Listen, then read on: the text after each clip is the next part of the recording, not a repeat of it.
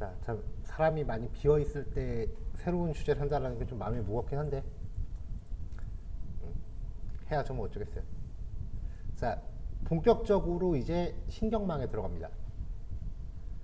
자, 첫 번째는요 합성곱 신경망이라고 해서요 통칭 CNN이라고 불러요.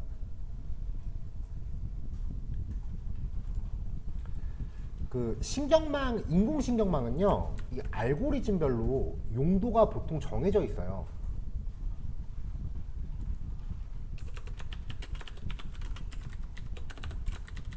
자, CNN의 2에 이 CNN은요 그 딥러닝 알고리즘의 하나인데 뭐 하는 하나냐? 시각적 이미지를 분석하는 데 사용되는 그냥 이미지를 분석하는 데 사용되는 딥러닝 알고리즘 중에 하나입니다. 이미지를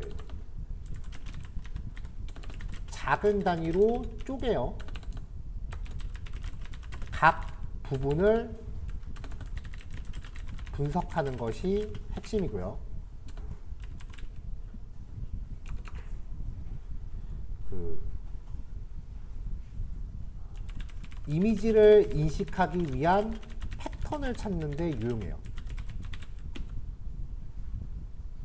이게 어떤 분야냐면은 예를 들어서 휴대폰 잠금 해제 인식이나 혹은 자동차 자율주행 같은 분야에서 이제 쓰는데 좀 유용해요.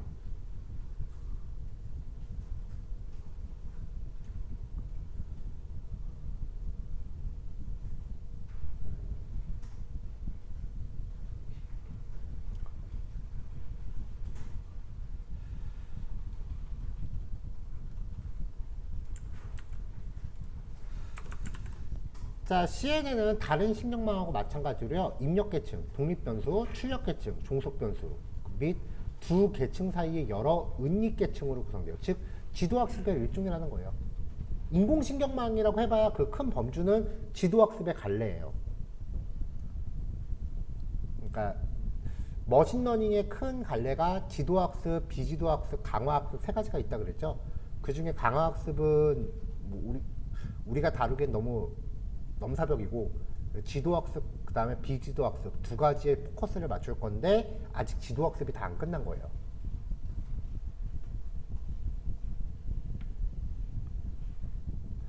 자, 그럼 이제 여기서 말하는 CNN 뉴럴 네트워크 신경망 NN은 신경망인 거고 그러면은 앞에 붙어 있는 요 C가 합성곱이라고 하는 건데 이 합성곱의 의미가 무엇이냐?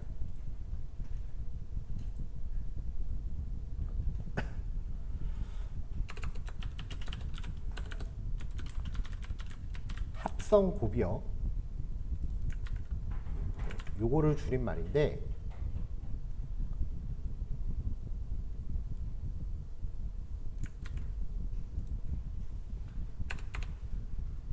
일단 원래의 정의로만 얘기하면은 순간적으로 몸에 정적이 와요. 두 함수 f하고 그 다음에 g가 있으면 그 중에 하나의 함수를 반전 그 다음에 전이시킨 다음에 다른 함수와 곱한 결과를 적분하는 거래요.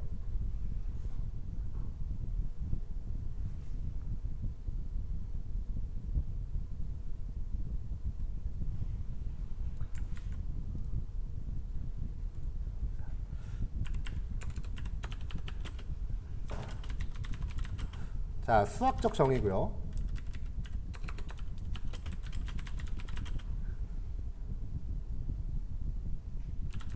수학적 접근, 기술적 접근.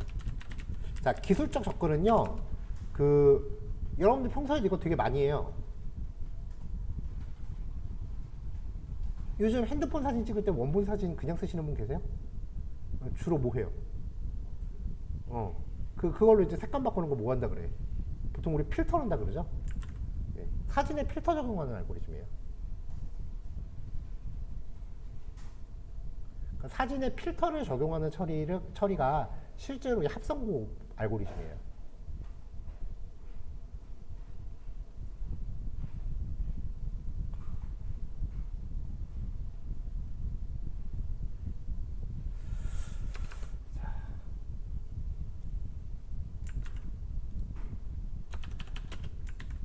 자, 2차원 입력 데이터를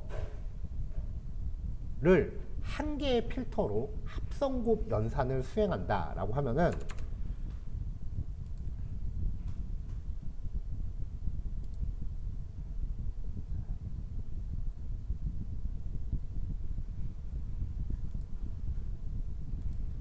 네, 이렇게 돼요.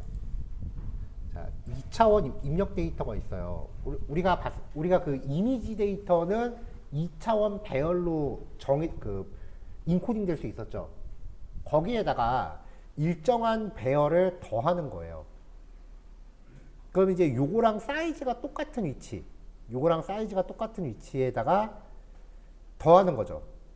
근데 행렬합은 각각의 자리를 곱하는 거잖아요. 이렇게 쭈루룩 곱해서 1이 나온 게 몇 개인지를 정하는 겁니다. 그러면 4개구나 라고 이렇게 뽑아내는 게 합성곱이에요.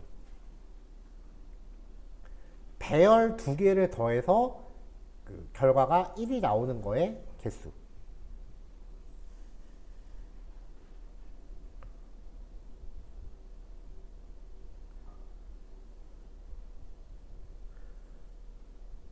그러니까 쉽게 말하면은 이미지 데이터가 2차원 배열이잖아요.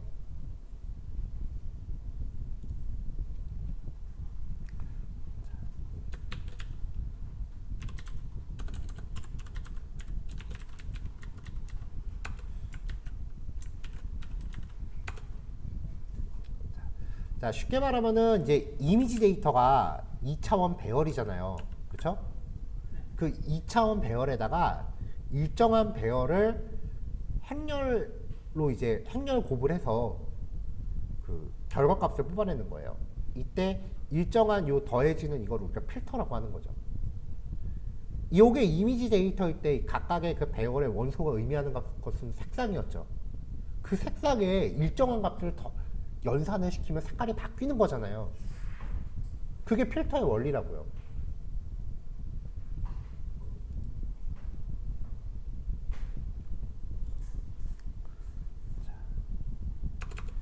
자, 이미지 파일은 2차원 배열로 이루어져 있다. 이게 1번이었고, 그 다음에 이미지 파일이 의미하는 2차원 배열의 각 원소는 픽셀에 표시되는 색상을 의미하는 거였죠. 그러면 다시 이미지 파일을 의미하는 배열의 각 원소에 일정한 값을 연산한다는 것은 색상을 일관되게 변환한다는 것을 의미하는 거죠. 이게 우리가 말하는 필터라고요.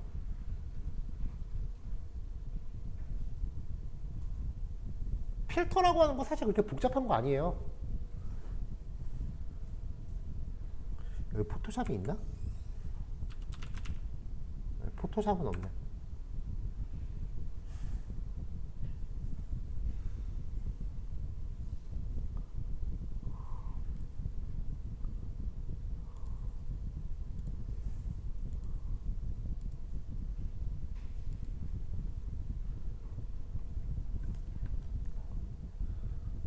가장 쉬운 게 그 아무 사진 그냥 열어놓고 그 완전 파란색 있죠. 그 파란색을 반투명으로 해서 위에다 덧대면 약간 옛날 사진처럼 빛바랜 느낌이 나요.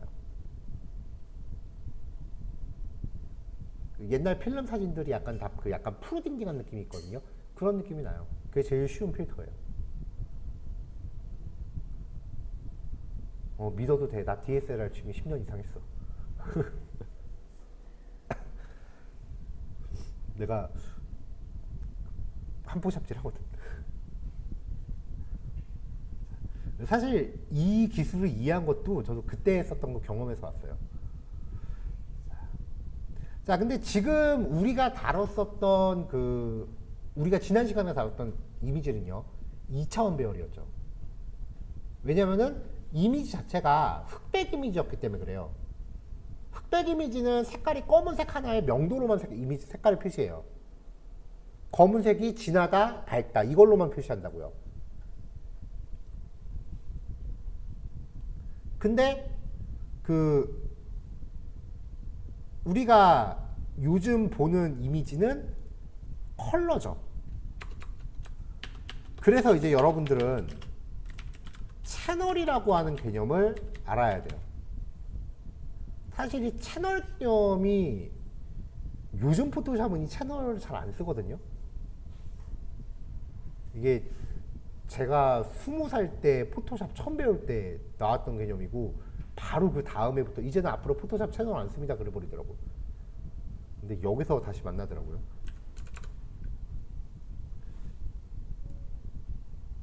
자, 앞에서도 얘기했지만 이미지의 픽셀 하나하나는 다 실수죠. 픽셀 하나하나는 색상을 의미하는 0에서 255 사이의 실수죠.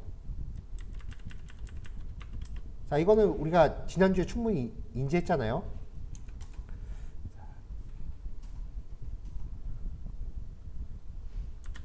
흑백 이미지는 하나의 색상으로 하나의 색상으로 명도만을 표현하면 되지만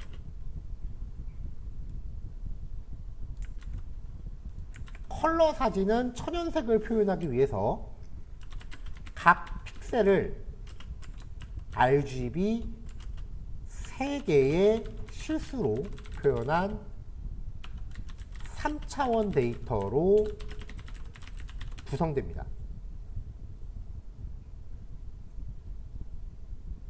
왜 우리 어렸을 때 배우잖아요. 삼원색이라고 해서 빨판 그다음 빛의 삼원색. 빨강, 초록, 파랑. 그래서 여기서는 이제 광원에 대해서 얘기하는 거기 때문에 RGB가 3개예요.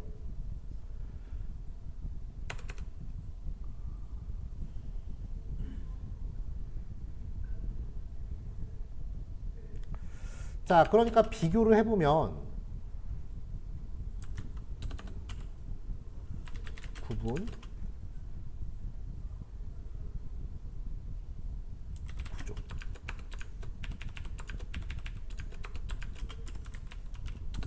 우리가 지난주에 봤었던 흑백 사진은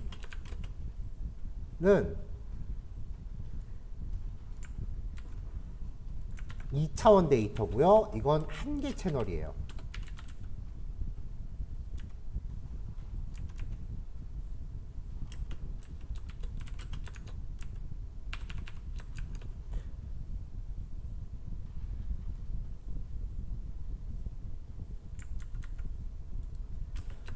자, 그러니까 높이가 39픽셀이고 폭이 31픽셀인 흑백 사진 데이터의 쉐이프는 39 곱하기 31의 색상 채널 1개예요. 이게 데이터 구조예요. 근데 컬러 이미지는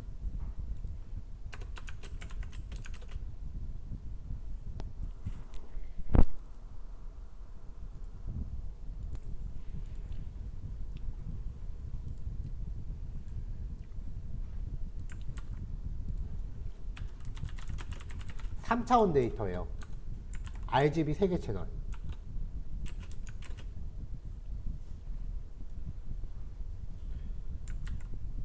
그래서 높이가 39이고 폭이 31인 컬러 사진 데이터의 쉐이프는 39 곱하기 31 그리고 3개.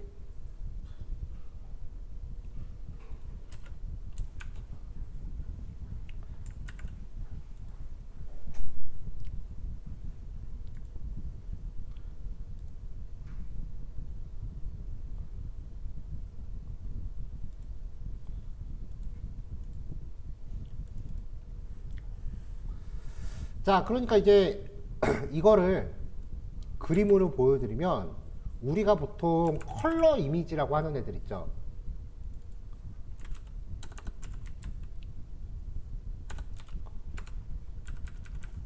우리가 보통 컬러 이미지라고 하는 애들은요, 이렇게 컬러 이미지라고 부르는 애들은 레드 채널, 그린 채널, 블루 채널 세 개가 결합된 거예요.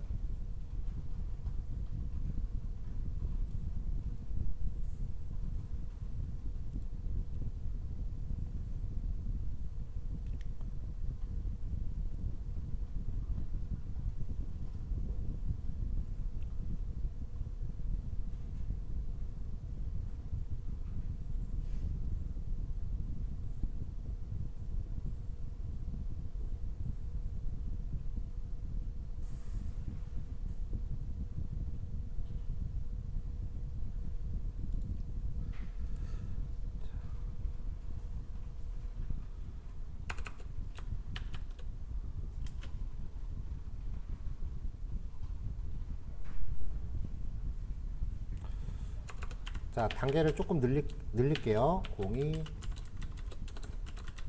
CNN의 주요 개념 해서 하나씩 단계를 늘립시다. 넘버링이 너무 많이 올라가요.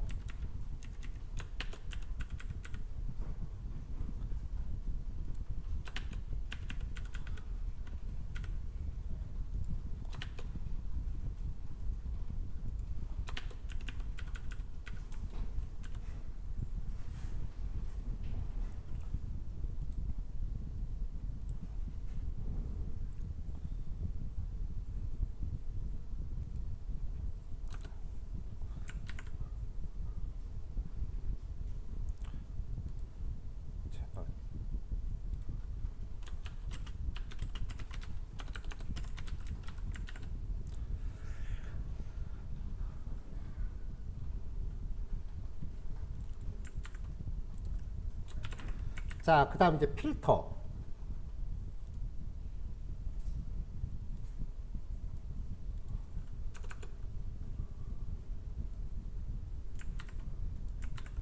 자, 이미지의 특징을 찾아내기 위한 공용 파라미터고요. 커널이라고도 해요. 그래서 CNN에서 필터와 커널은 같은 뜻이고요. 그 필터는 일반적으로 4 곱하기 4나 아니면은 3 곱하기 3 같은 정사각 순열로 정의해요.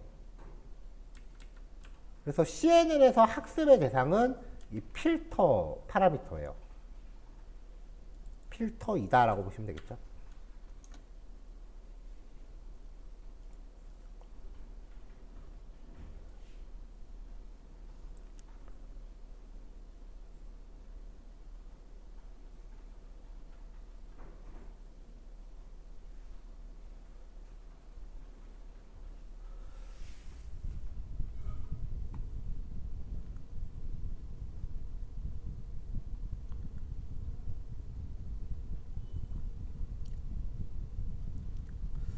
자, 아까 앞에서 이제 그림에 보면은 요게 이미지라고 했을 때, 그러니까 요게 필터인 거잖아요. 그러니까 이미지의 일부분에다가 필터를 적용하면은 그 필터가 적용된 영역은 데이터를 이렇게 압축시킬 수가 있어요.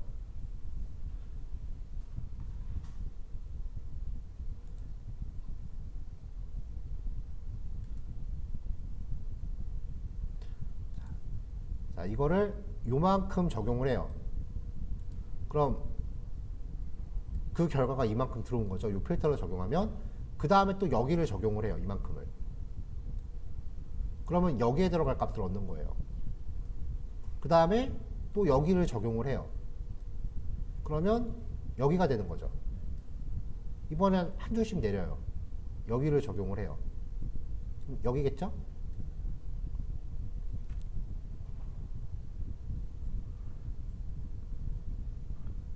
그 다음에 이제 또 여기를 적용을 해요. 여기죠. 여기면. 여기죠.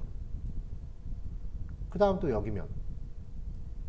여기겠죠? 이런 식으로 필터 하나를 이렇게 영역에다가 돌아가면서 적용하면은 결과적으로 어떻게 되느냐? 이따만한 이미지가 요만하게 줄어든다는 거죠. 데이터가 압축된다는 거예요. 그럼 그 다음에 또 가로 세로 2개짜리 필터를 적용하면은 여기 적용하고 여기 적용하고 이렇게 돌아가면은 또 압축되겠죠. 이렇게 해서 이미지를 계속 줄여가면서 데이터 패턴을 찾는 거예요. 이런 알고리즘이에요. 그러니까 일반적인 그 수치 연산에는 접목할 수가 없는 알고리즘이긴 한데 이걸 이렇게 데이터를 점점 추락하면서 이걸로 이제 그 패턴을 찾는 통계의 알고리즘을 접목했더니 이미지의 패턴을 찾아서 분류할 수가 있더라 라는 게 되는 거죠.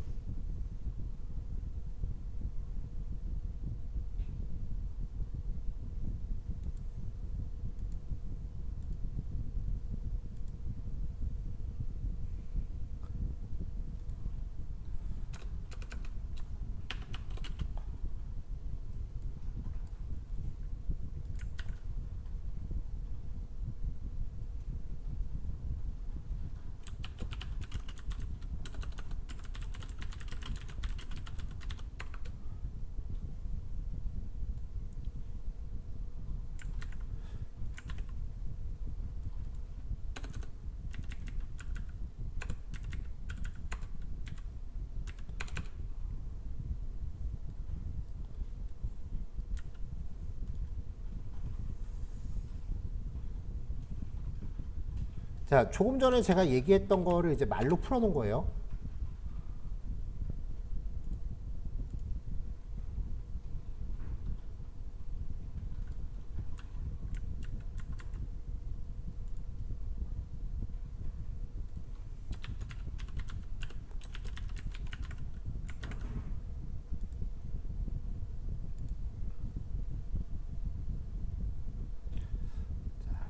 입력 데이터를 지정된 간격으로 순회를 해요. 아까 제가 요 3개라고 했었죠. 거기에다가 이 필터를 적용을 해서 채널별로 합성 곱을 해요. 그래서 이렇게 축약된 데이터가 압축된 이거를 피처 맵이라고 해요.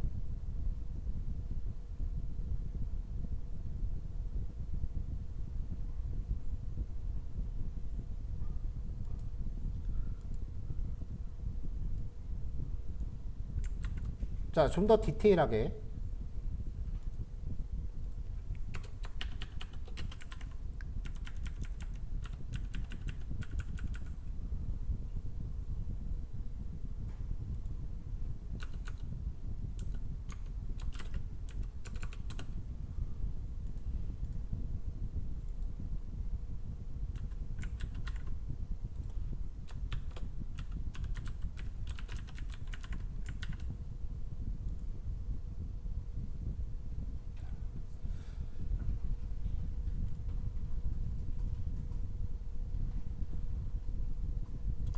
자, 말 그대로 아까 얘기했던 것처럼 입력 데이터 요만큼에다가 필터를 적용하면은 이게 요만하게 나오는 거죠. 그 다음에 요거를 여기다 넣고 그 다음 걸 여기다 넣고 밑에 거를 여기다 아까 제가 직접 그려서 보여드린 거죠. 이렇게 해서 만들어진 이 압축된 이 데이터를 그 피처 맵이라고 해요. 여기에 그 스트라이드라고 하는 값을 정하는데 스트라이드가 1로 결정되면은 이걸 이렇게 한 칸씩 옮겨가면서 필터를 적용을 해요. 스트라이드를 2로 설정하면은 2칸씩 이동하는 거예요. 그러니까 스트라이드 값이 클수록 처리 속도는 더 빠른데 이미지 식별률은 더 떨어집니다.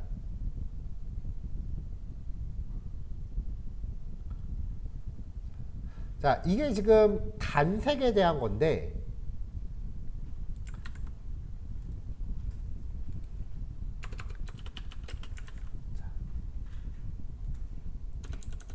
멀티 채널 데이터, 즉 컬러 이미지에 필터를 적용하면은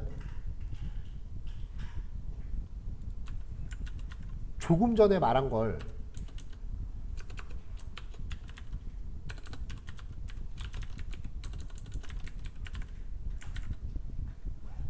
RGB 색상별로 재배를 해야 된다는 거죠.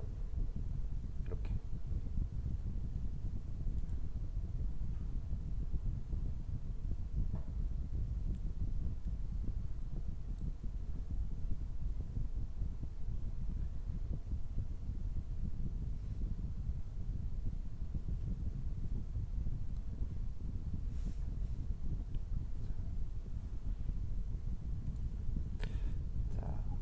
근데 뭐 원리는 되게 그 난해하고 복잡해요. 더군다나 이거는 진짜 이미지 파일을 되게 로우 수준으로 그 다루지 않는 이상은 사실 잘 접근하기 힘든 개념이기도 해요.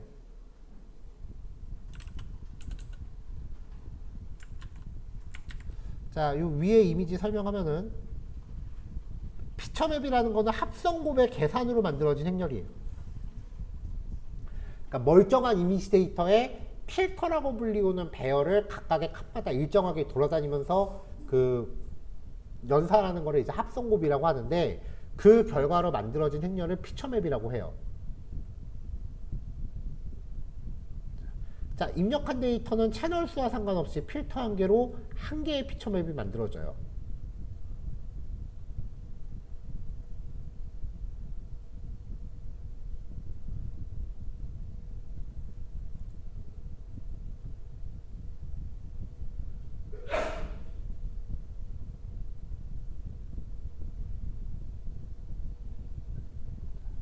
자, 입력된 채널 수의 그 실제 이미지의 채널 수에 상관없이 마지막엔 이걸 다 더하니까 하나의 피처맵이 만들어져요. 자, 요거 나머지 내용은 벌써 나오는 설명이 아니라서 제가 일단은 빼놓을게요.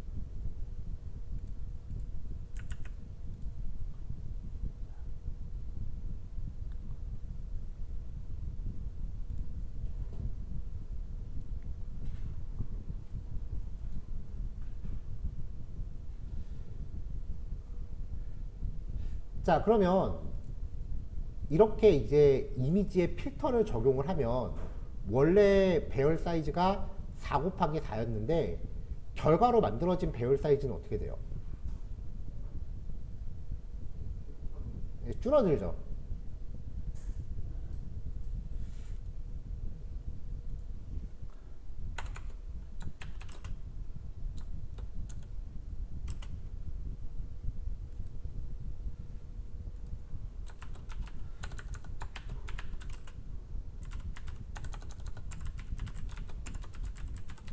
자, 그래서 이제 CNN을 처리할 때 사실 앞에서 나왔었던 저 피처맵이나 저런 거는 텐서플로우가 대강 알아서 해줘요.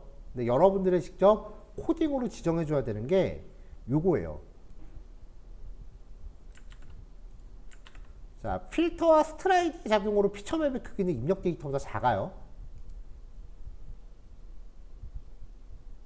그러면은 출력되는 결과물도 결국은 원본보다 작을 거 아니에요.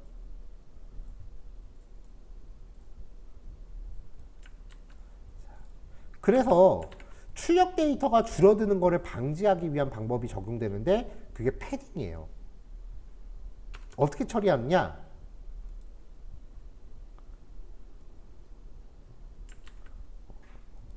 합성곱 레이어의 출력 레이어가 줄어드는 거.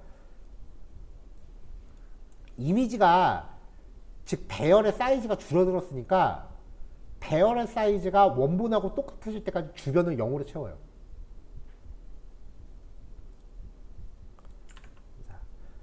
데이터의 외곽에 지정된 픽셀만큼 특정 값으로 채워놓는 거예요.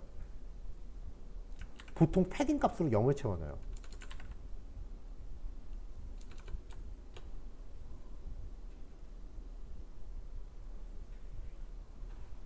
자, 어떻게 하냐면 이제 패딩 예시입니다. 2픽셀 추가하기예요.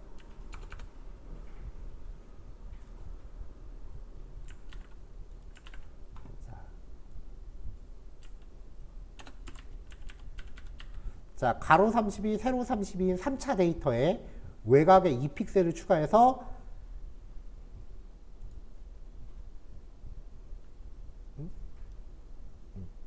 36에 36에 3행렬을 만드는 예제입니다.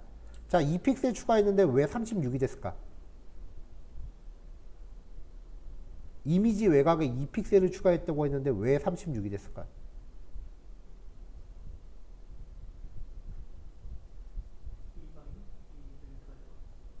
자, 외곽에 추가한다라고 하는 건 상하 좌우 다 추가하는 걸 얘기해요.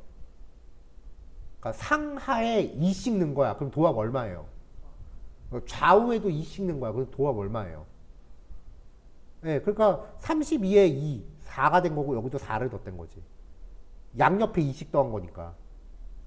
그래서 2픽셀을 더했다고 해서 34가 되는 게 아니라 36이 되는 거예요.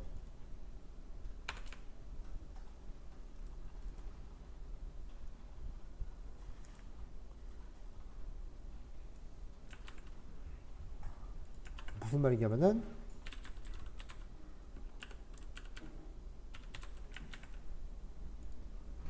이렇게요. 32에 3짜리, 요 가운데가 32에 3짜리였다면은 2픽셀씩 패딩을 쳤다라는 거는 배열 2칸씩 전부 앞뒤로 늘렸다는 거예요. 사방팔방에 배열 2칸씩 다 늘렸다는 거예요. 이게 패딩이에요. 이렇게 해서 원본 사이즈랑 똑같아지게 하는 겁니다.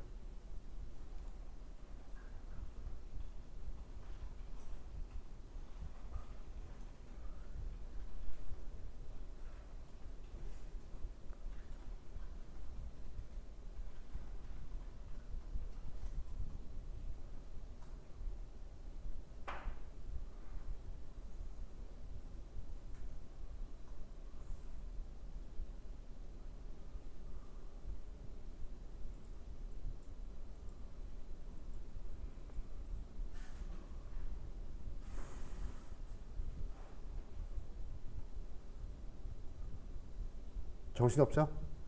자, 마지막에 이제 풀링 레이어라고 하는 개념까지만 보면은 이제 우리가 코드를 접할 수 있는데요. 잠깐 끊었다 갈게요. 개념 설명할 때는 오래 하는 거는 별로 효과가 안 좋더라고. 자, 2시 10분이니까요. 한 2시 20분 전후로 해서 모입시다. 자, 패딩 전에 액티베이션 맵이라고 하는 개념 하나만 추가로 이제 보충하고요. 그 다음에 맨 마지막에 풀링 레이어라고 하는 개념, 요거까지만 정리하고 이제 예제 들어갈 거예요.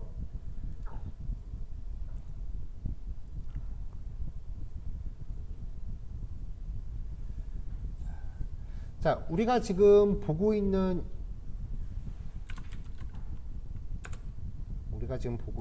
요거 원래 인풋 데이터에 필터를 적용해서 만들어진 결과물, 요걸 이제 합성곱 레이어라고 해요. 컨볼루션 레이어라고 불러요. 그 결과로 만들어지는 게 피처 맵이죠. 자, 이 필터는 한 개만 적용할 수 있는 게 아니에요. 여러 개를 적용할 수 있어요. 우리 이미지에다가 필터 적용할 때 이것저것 막 넣어보잖아요. 그렇죠?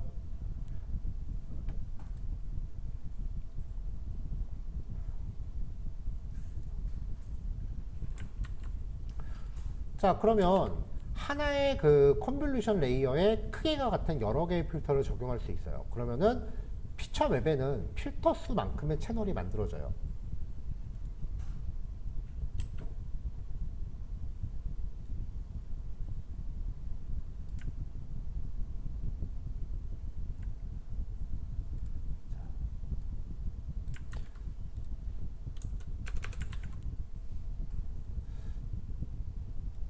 자, 합성곱 레이어의 입력 데이터를 필터가 순회하면서 쭉 이렇게 그 피처 맵을 만든다 그랬죠? 그 피처 맵을 만든 피처 맵을 액티베이션 맵이라고 합니다.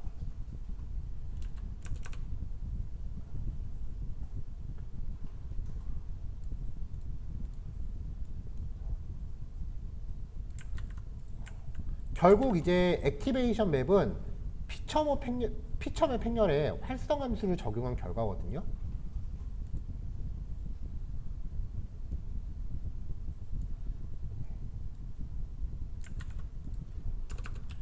즉 합성곱 레이어의 최종 결과가 액티베이션 맵이에요. 말을 다시 설명하면은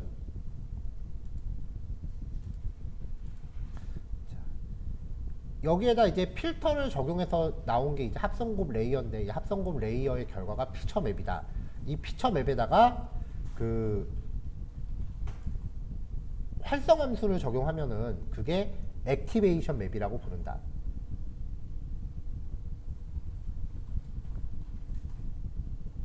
결국 이제 피처 맵하고 액티베이션 맵은 뭐 같은 개념이다라고 보시면 되는데요. 갑자기 액티베이션 맵이라는 얘기를 왜 했냐면 개요.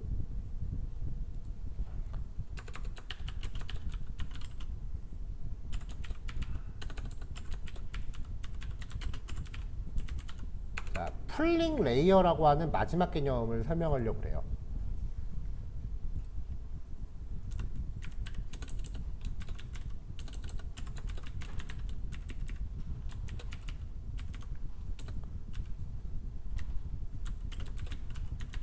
풀링 레이어는 그 레이어 계속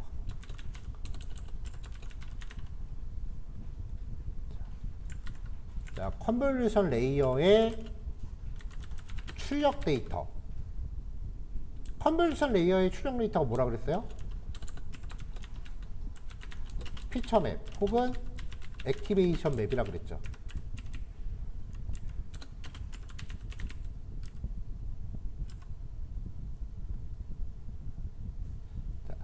이 액티베이션 맵의 크기를 줄이거나 특정 데이터를 강조하는 용도로 사용됩니다. 이 풀링 레이어라는 거를 이제 처리하는 방법에 맥스 풀링하고 에버레이지 풀링, 민 풀링이라는 방법이 있어요. 풀링 레이어를 처리하는 방법으로는 세 가지가 있는데, 그 정사각형렬의 특징 안에서 값의 최대값을 모으거나 아니면 특정 영역의 평균을 구하는 방식으로 쓰여요.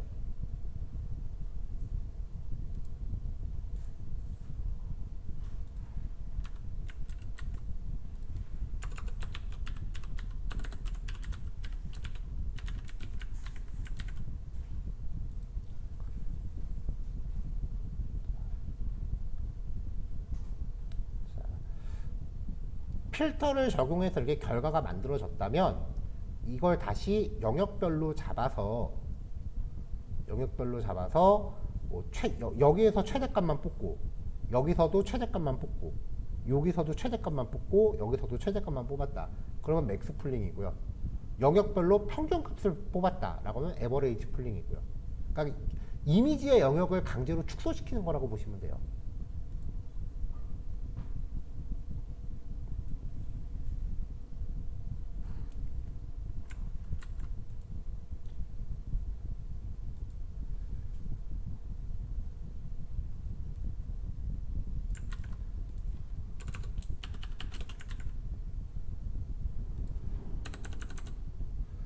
자, 맥스 풀링하고 에버레이지 풀링 동작 방식은 일반적으로 풀링 크기랑 스트라이드 크기를 같은 크기로 설정해서 모든 원소가 한 번씩 처리되도록 설정하는 거고요. 풀링 레이어는 학습 대상 파라미터는 따로 없고요. 풀링 레이어를 통과하면은 행렬의 크기가 감소하고, 그리고 채널 수는 바뀌질 않아요. CNN에서는 주로 맥스 풀링이라는 기법을 사용을 하고요. 자, 용어가 그렇게 크게 잘 들어오지는 않는 개념일 거예요. 이제 이 단어들이 실제 예제에서 어떻게 등장하는지를 보세요.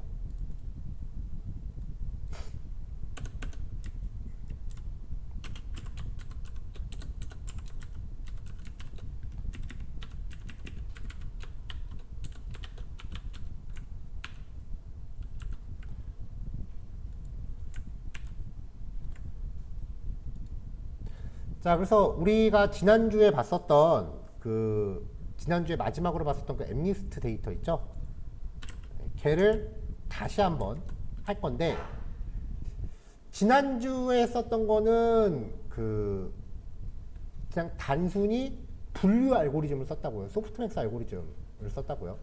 근데 그 분류 대상이 이미지일 때는 소프트맥스가 처리하는 게 그렇게 효율적이지를 못하니까 이미지 처리를 위한 전용 분류 알고리즘을 썼다라고 보시면 돼요. 그러니까 CNN이라고 하는 거는 쉽게 표현하면은 이미지를 위한 로지스틱 알고리즘이다. 그 밖에 앞에 나왔던 개념들은 좀 많이 프로그래밍적이니까 지금 당장 버겨오시면 조금 이제 그 잠깐 접어두셔도 되고요. 자, 시퀀서를 갖고 왔고요. 그 다음에 요 예제는요, 모델을 만드는 방법이 달라요. 좀 많이 달라요. 여태까지 했었던 그 방법하고는 좀 더 복잡스러우니까 잘 따라오세요.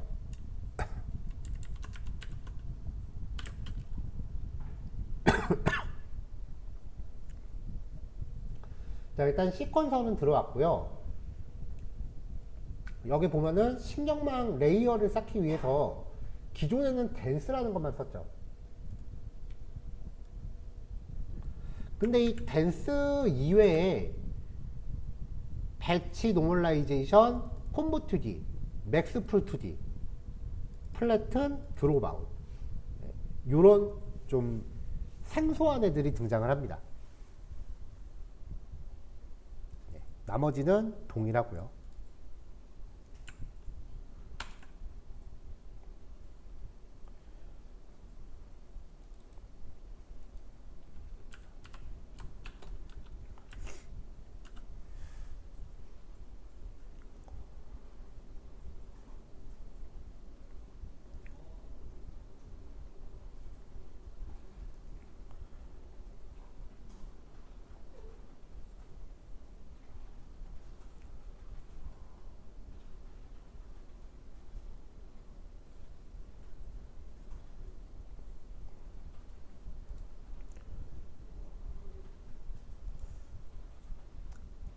자, 일부러 헬퍼를 뺐는데도 오래 걸리네요.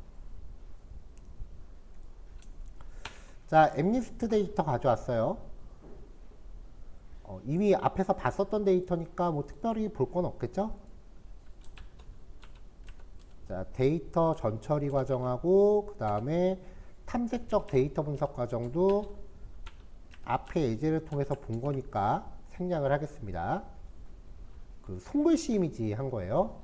자, 랜덤 시드 고정하고요. 그 다음에 데이터 구별하는 것도 앞에서 이미 다 구별되어 있으니까 생략하고요. 자, 원핫 인코딩 해야죠.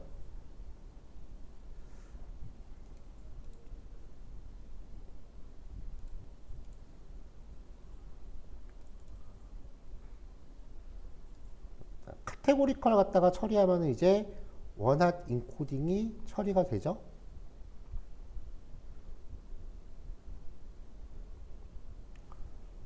자, 수행하겠습니다.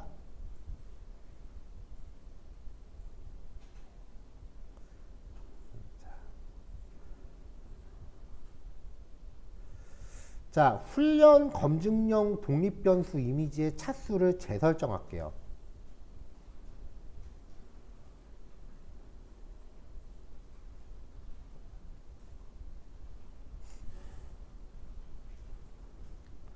자, 이게 무슨 말이냐면은 지금 전달받은 이 X 데이터,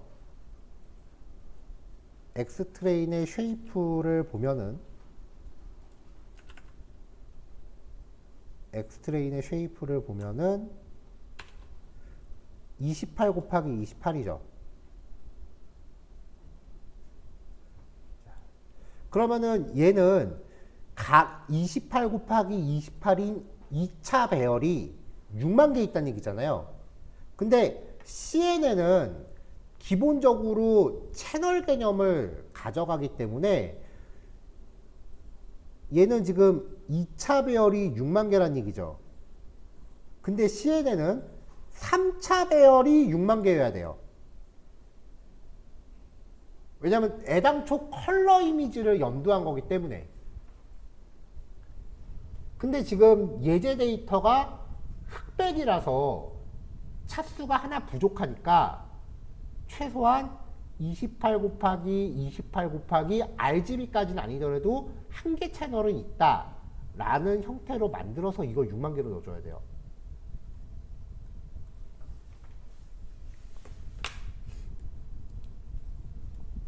자, 그래서 엑스트레인 리쉐이프라고 하는 애를요, 엑스트레인.리쉐이프 첫 번째 차수는 0번째 거. 그러니까 6만을 갖다 그대로 넣어주고, 그 다음에는 쉐이프 1번째 거 28 그대로 넣어주고, 그 다음에 두 번째 거 요거 그대로 넣어주고, 그 뒤에 차원 1차를 덧붙여라. 자, 트레인 데이터도 이렇게 하면 이제 검증 데이터도 똑같이 맞춰주면 되죠. 자, 그럼 이렇게 데이터가 리쉐이프 되죠.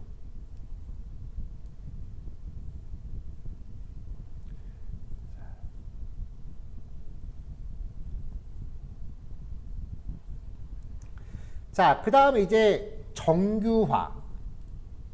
우리 이미지 데이터 정규화 할 때, 요 직접 우리가 255로 나눠버렸잖아요. 그게 그 민맥스 스케일링이랑 똑같은 거였죠. 학습층을 쌓을 때, 모델 개발하는 과정에서 이제 모델을 구성할 때 배치 노멀라이제이션, 표준화. 학습층을 쌓을 때 그 표준화를 하는 층 자체를 넣어버릴 수가 있어요. 그러니까 무슨 말이냐면은, 우리가 모델을 만들면 이 모델 안에 이렇게 신경망 층들이 이렇게 있을 거 아니에요. 이걸 이렇게 거쳐서 인공신경망이 이렇게 구성이 될 거 아니에요. 그래서 결과가 만들어지죠. 여기다가 우리가 x라고 하는 독립변수를 넣잖아요. 그러면 이 독립변수를 처음에 우리가 직접 표준화를 해서 얘한테 넣어줬죠. 근데 텐서플로우의 학습층을 쌓을 때 앞에다가 표준화를 수행하는 학습층을 따로 만들어줄 수 있어요. 그럼 그냥 x값 넣으면은 지가 알아서 표준화하고 학습해요. 그걸 수행하는 층이 배치 노멀라이제이션이에요. 이미지 데이터 같은 복잡한 거는 우리가 직접 표준화를 할 수가 표준화를 하기가 애매하니까 직접 배치 노멀라이제이션이라는 걸 적용해서 텐서플로우 스스로 표준화를 합니다.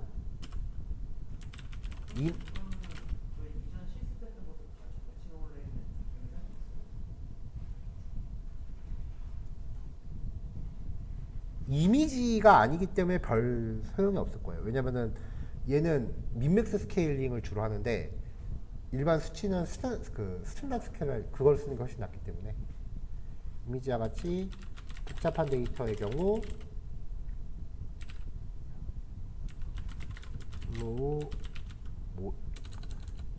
모델 구성 시 그 표준화를 수행하는 학습층을 추가할 수 있다. 그 경우 배치 노멀라이제이션을 적용해서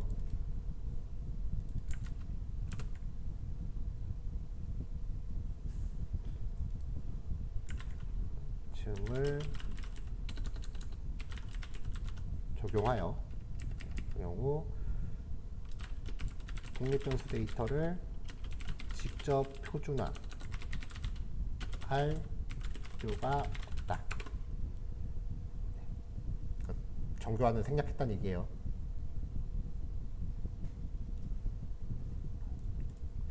자, 그 다음에 이제 모델 개발 구성이요.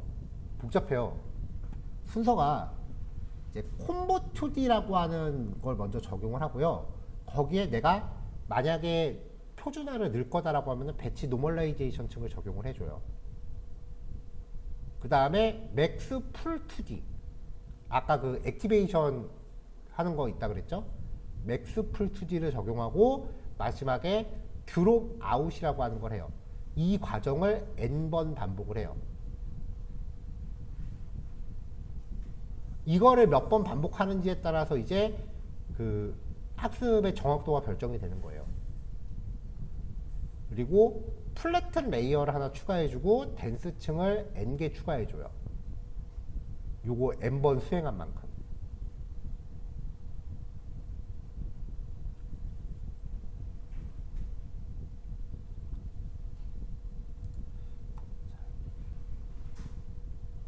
자, 콤보2D는요, 영상이나 이미지의 특징을 확인하기 위한 함수예요. 파라미터가 필터 몇 개 적용할 건지, 커널 사이즈, 필터 크기 몇 개로 가져갈 건지, 그 다음에 스트라이드, 필터 이동 간격, 아까 한 칸씩 건넜겠지, 두 칸씩 건넜겠지, 그거 있다 그랬죠? 그 다음에 패딩, 밸리드는 패딩 없음, 세임은 인풋과 아웃풋이 같도록 패딩을 해라. 주변에 그 0을 채워넣는 거라 그랬죠? 액티베이션, 활성화하면서 뭘 쓸 건지, 이거는 정해져 있어요. 인풋 쉐이프, 첫 번째 레이어에 인풋으로 들어가는 크기. 지금 요 예제 같은 경우는 28 곱하기 28 곱하기 1이 되겠죠. 자, 그 다음에 배치 정교화. 평균 0, 분산 1로 정교해서 학습이 잘 이루어지도록 하는 방법이고요. 2층에서 정교화를 수행하니까 별도 정교화를 적용할 필요 없고, 이걸 안 하면은 학습 전에 별도 정교화를 수행하는 게 좋다. 자, 맥스풀2D는 컨볼루션 레이어 출력 이미지에서 주요값만 뽑아 크기가 작은 출력 영상을 만들어주는 애고요. 풀사이즈는 축소시킬 필터 크기, 스프라이드는 필터 이동 간격, 기본값으로 풀사이즈랑 똑같이 가져요. 일반적으로 스트라이드는 풀사이즈랑 똑같이 정되니까 생략하는 편이에요. 자, 이 과정을 다시 해보면 복잡해요. 자, 시퀀서 설칭을 만들어요. 처음에 무조건 모델점에다 하면서 컨버트기가 무조건 들어가요. 왜냐면 여기에 요 컨버트기라고 하는 게 우리가 아까 말했었던 그 합성곡 신경막을 구성하는 그 규칙을 정해주는 거예요. 필터는 내가 32개 걸겠다. 필터 사이즈는 가로 5개, 세로 5개고, 스트라이드는 옆으로 한 칸, 좌우로 한 칸, 상하로 한 칸씩 움직여라. 패딩은 인풋과 똑같이 패딩을 해라. 액티베이션은 일단 모르겠으면 리로 거세요.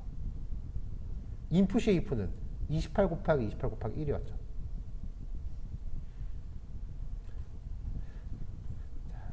이 녀석의 정확도는 필터가 커지고 커널 사이즈가 커질수록 좀 더 커져요. 정확해져요. 근데 그럴수록 더 오래 걸리죠.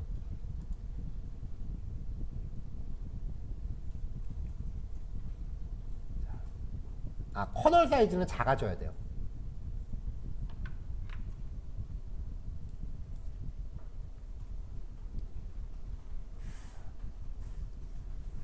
자, 만약에 가로 32, 세로 32인 이미지가 있는데 여기에 적용되는 필터가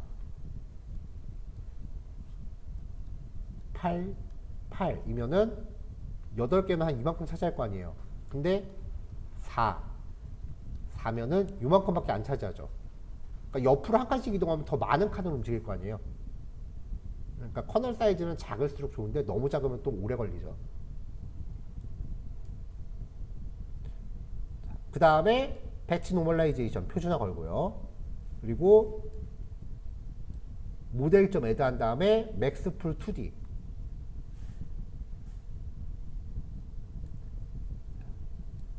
풀 사이즈는 2x2, 스트라이드도 2x2. 보통 스트라이드는 생략하면 풀 사이즈랑 똑같이 가기 때문에 안 넣어도 돼요.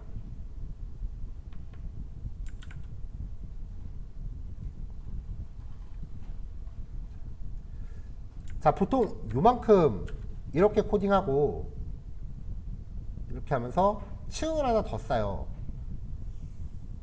이거를 요렇게 쌓은 요 한 세트를 몇 겹을 쌓는지가 얘가 얼마나 그 학습을 많이 하느냐를 결정을 해요. 자, 일단은 비교하기 위해서 딱 요렇게만 해보죠.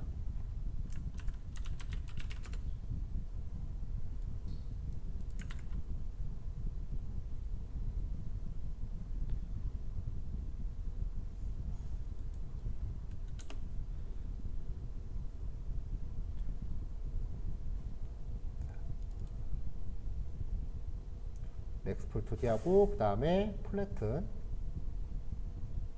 이미지 3차원 데이터를 1차원으로 변화시킨 거예요. 그렇게 해서 이제 이미지의 필터를 계속해서 적용을 해서 3차원 배열을 점점점 특정 값들만 뽑아서 단순화시키는 과정을 거친 거고요. 그렇게 여러 번 거친 과정을 최종적으로 1차원으로 다 한꺼번에 변환을 한 다음에 일반적인 학습을 쌓는 거다라고 보시면 돼요. 자, 이렇게 해서 한 2, 5, 6 정도만 쌓을게요. 일단 여기를 한 세트, 이만큼 한 세트 또 하나 있으니까 여기 하나 더 해야겠다.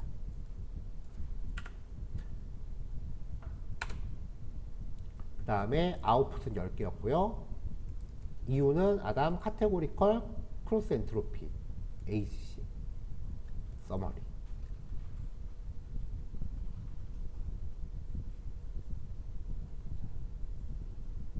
자, 이래놓고 일단 모델을 쌓겠습니다. 자, 보시면은 28 곱하기 28 32개 들어갔던 게 표준화를 거친 다음에 학습을 거쳐서 이제 그 필터를 적용해서 가로 14개, 세로 14개 배열로 줄어든 거예요, 지금. 28 28짜리가 14 14로 줄어든 거잖아요. 그쵸?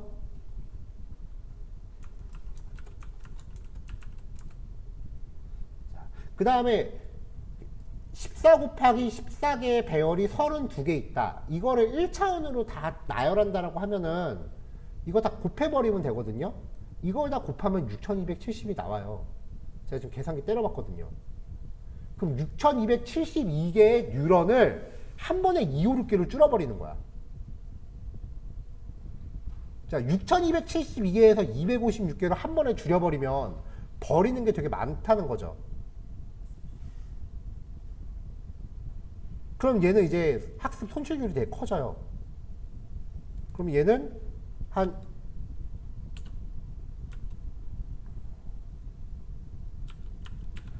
2048 정도 잡아주면 6000여 개를 2048 정도 줄이면은 그래도 3분의 1로 주는 거잖아요. 근데 층을 2048 잡으면 10개까지 줄이는데 얘가 학습을 얼마나 많이 해야 될까? 그러니까 이제 여기서 이제 그 결정이 되는 거지. 이거를 많이 쌓을수록 이 6272개에 가장 근접하게 쌓을수록 얘가 좀 더 정확하게 그 분류 학습을 할 텐데 그럴수록 이제 성능이 되게 오래 걸리기 시작을 하는 거예요.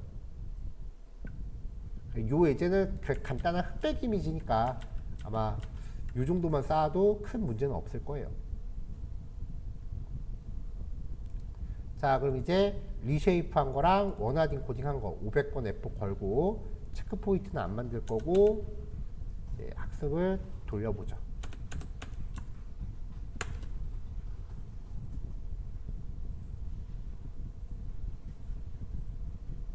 자, 잠깐 쉬었다 할게요. 이제부터는 빨리 안 나온다 그랬어요?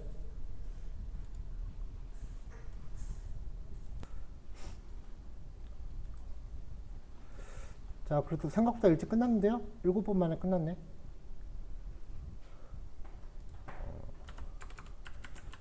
자, 헬퍼 패키지 추가하고 결과 확인하는 코드 한번 넣어볼게요.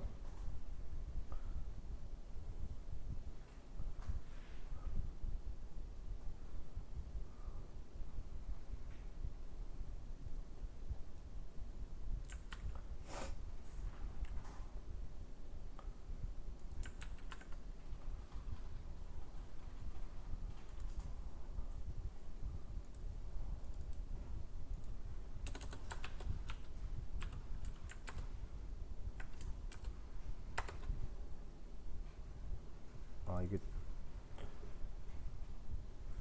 입력 데이터가 엑스트레인 리쉐이프로 들어가 있는 잘못 들어갔네요.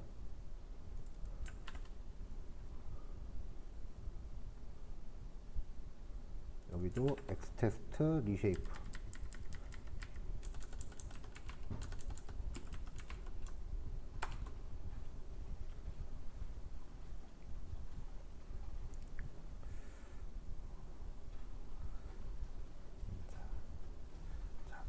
성능 평가하는데도 오래 걸리진 않죠.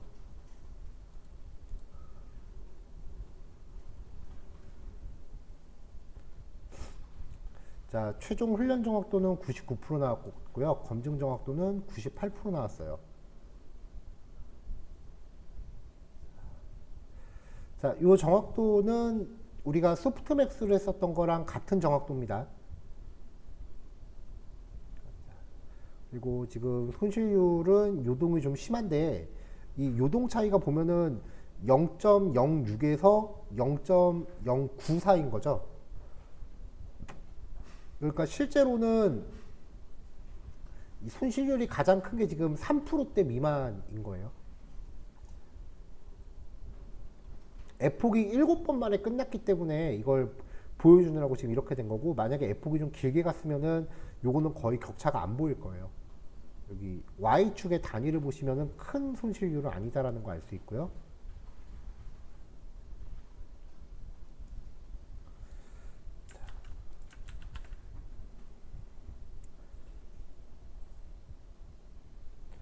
그러면은 엑스트레인 리쉐이프를 걸어서 프리딕트를 걸면은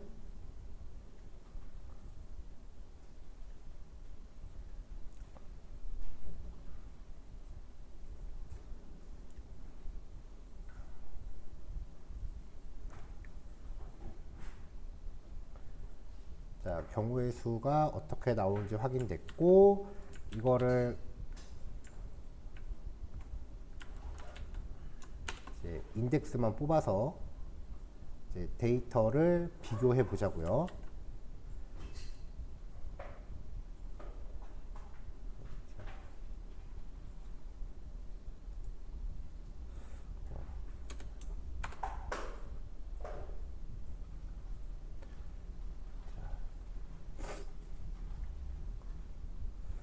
자, 얘는 처음부터 좀 틀리네요. 1, 7, 8, 8인데 3으로 했고, 4인데 5로 판단했고, 7인데 1로 판단했고. 왜 이렇게 못 맞춰?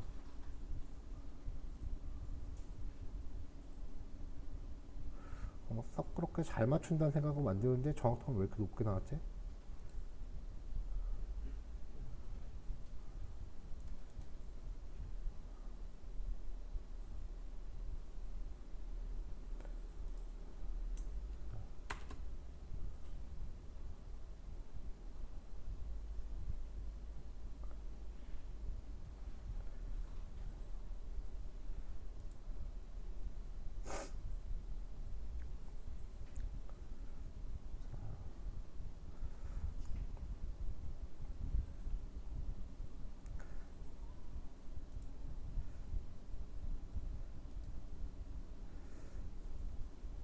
자, 제대로 결과를 지금 못 만들어내고 있는 것 같으니까 혼동행렬 한번 볼게요. 얼마나 헷갈려 하는지 봅시다, 얘가.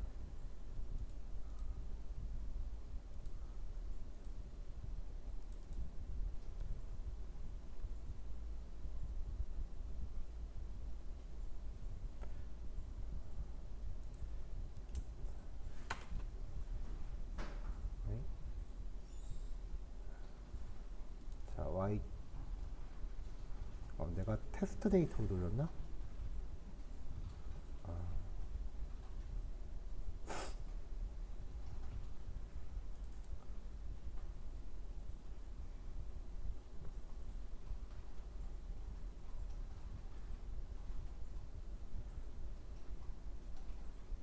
아, 프리딕트는 트레인 데이터로 걸었는데 여기 결과는 Y 테스트로 걸었네요. 이미지는 트레인으로 걸어야 되는데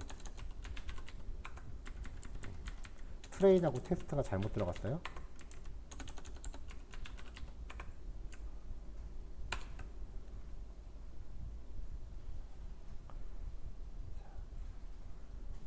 (9, 9, 3, 4, 3, 2, 7) 네, 잘 맞추네요. 자, 훈련 데이터에 대해서 지금 확인해 본 거고, 그러면 이제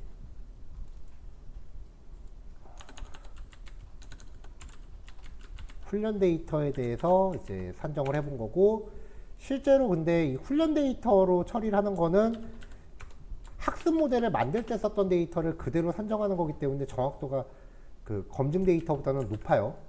그러니까 얘가 진짜 잘 맞추는지를 보고 싶으면은 이제 검증 데이터를 넣어보거나 아니면은 실제로 송글씨 같은 거를 만들어서 넣어줘 보면 되는 거죠.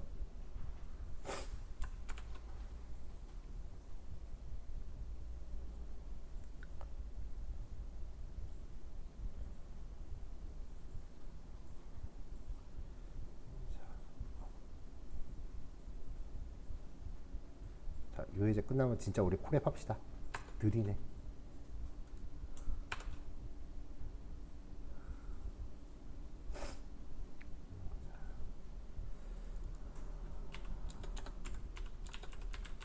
자, Y 트레인과 ARG 리절트라고 하는 게 지금 그 훈련 데이터를 통해서 얻어낸 예측 값들의 모임인 거죠.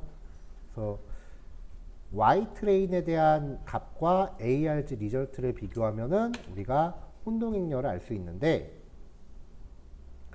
자, 0 같은 경우에는 한 번 틀렸고요. 1 같은 경우에는 좀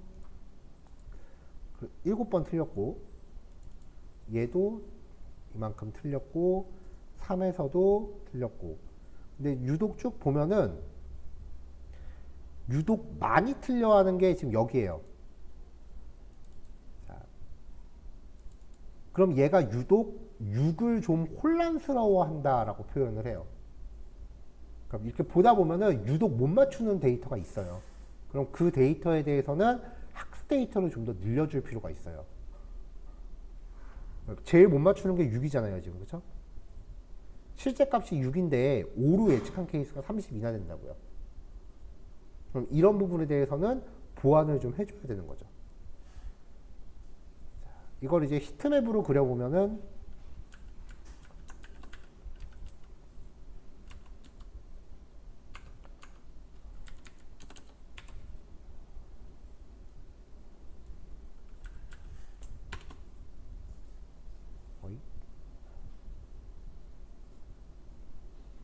아까 CMDF2 이미지로 저장 안 해도 되고,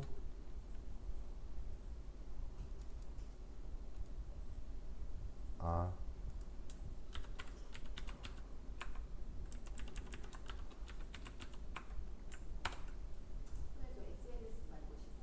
아, 땡큐. 잠깐만, 근데 위에 내가 SNS를 임포트 했을 것 같은데? 이것도 SV로 바꿉시다, 하는 김에.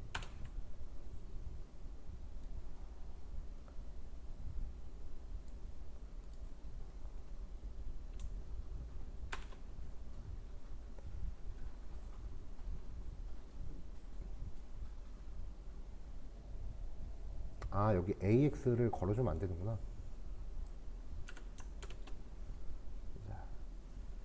자, 이제 이렇게 이제 그 그래프가 나오는 거죠.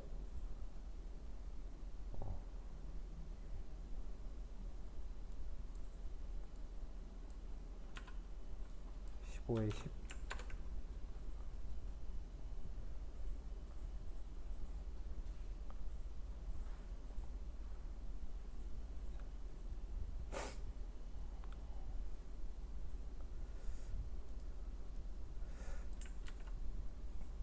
자, 그럼 이제 이런 식으로 해서 그 CNN을 확인해 볼 수 있는데, 만약에 이게 학습 성능이 조금 더 높아질 거를 기대한다라고 하면 다시 아까 층 쌓는 걸로 가서요.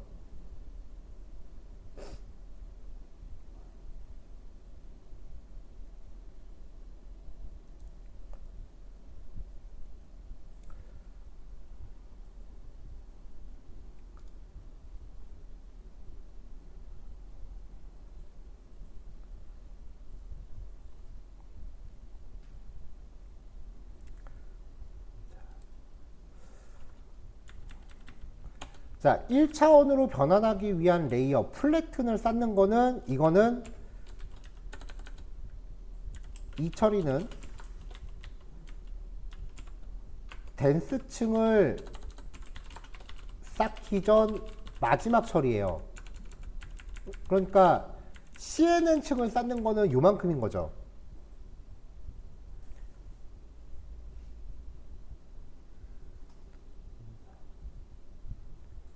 그러면 내가 학습을 좀 더 그 디테일하게 하길 원한다라고 하면은 요 단위로 한 번씩 더해주면 돼요.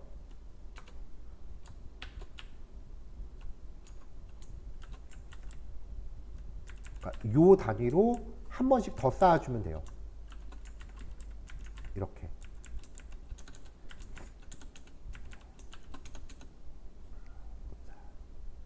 자, 근데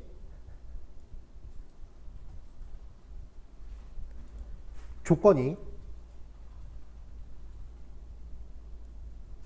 한 번 층을 더 쌓을 때 이전보다 필터는 크게 잡아야 돼요. 64. 커널 사이즈는 작게 잡아야 돼요. 4로 잡건 3으로 잡건. 그 다음에 스트라이드는 상관없고 인풋 쉐이프는 최초에만 적용하니까 여기선 생략을 해요.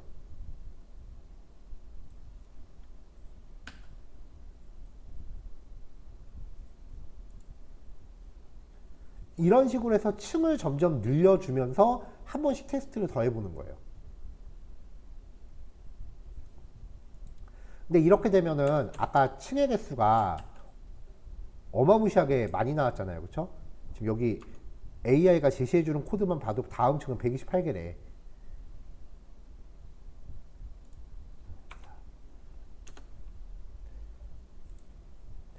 자, 그 다음에 이제 층이 하나가 더 늘었으니까 자, 이렇게 해놓고 모델 한번 볼까요?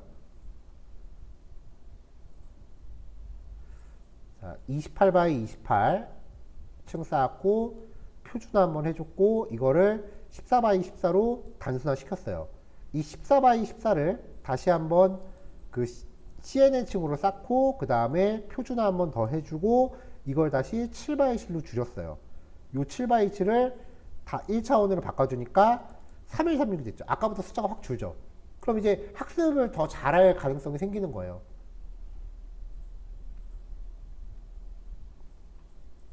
그 다음에 댄스층은 사실 뭐 적당히 하나만 넣어줘도 돼요. 이건 어차피 중간 은닉층은 지가 알아서 하는 거니까. 근데 사실 이 정도 되면 한 512 정도 걸어줘야 될 거라고 봐요. 댄스층은 그냥 하나만 거세요.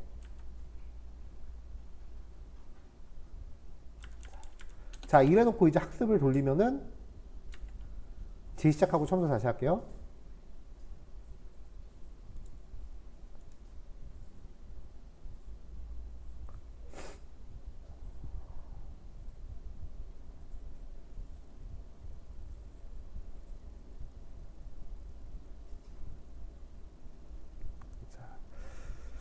자, 3316개의 뉴런을 512로 줄이기 위해서 파라미터 수는 16만 6144개로 늘어난대요.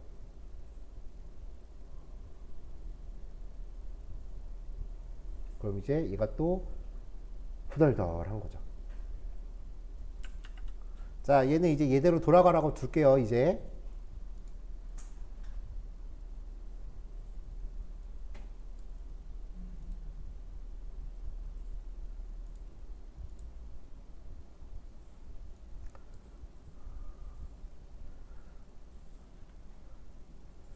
자, 지금 보면은 1815개 중에 얘가 일일이 하나하나 다 하고 있죠. 그렇죠?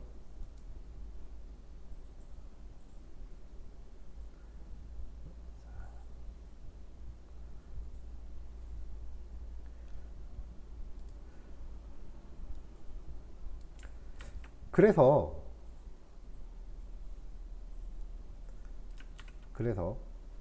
이거는 이제 정확도는 조금 떨어질 수도 있는데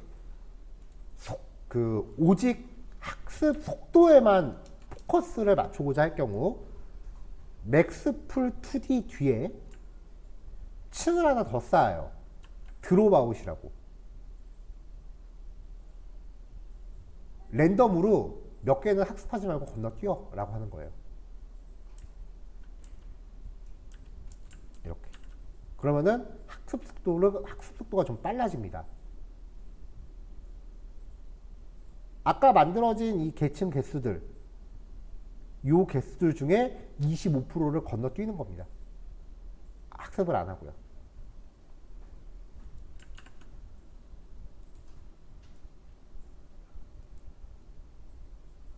그래서 드롭 아웃이라는 걸 통해서 성능의 향상을 좀 꾀할 수 있다.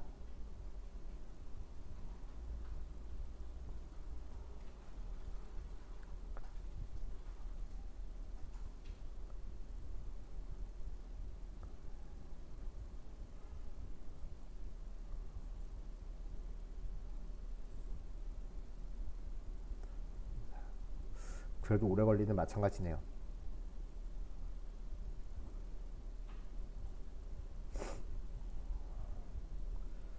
자, 얘는 이제 얘대로 돌아가라고 두고요.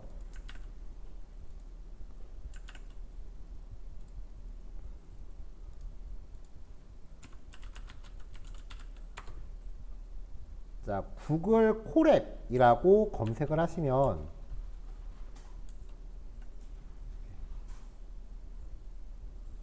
여기 구글 사이트가 나와요. 줄여서 이제 콜앱이라고 불러요.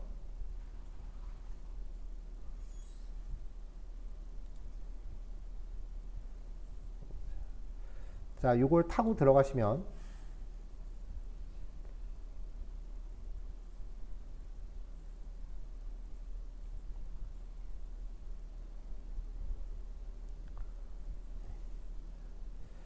네, 이제 이렇게 이제 저 같은 경우는 최근에 사용했던 것들이 나오는데 아마 여러분들은 그 콜에벌리티 오신 것을 환영합니다. 요거만 뜰 거예요. 자, 처음에 이렇게 나오고요. 자, 노트 열기 보면은 최근 사용 없고 구글 드라이브 기본적으로 파일을 저장하면은 이렇게 구글 드라이브에 저장이 됩니다.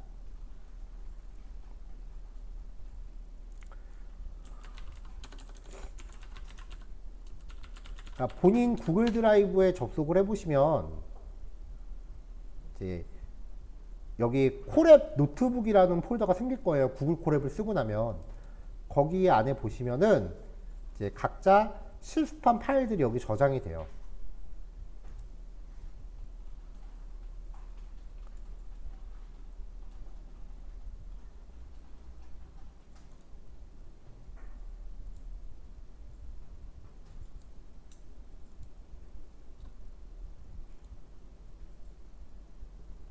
자, 저 일단 옛날 파일들은 삭제를 할게요.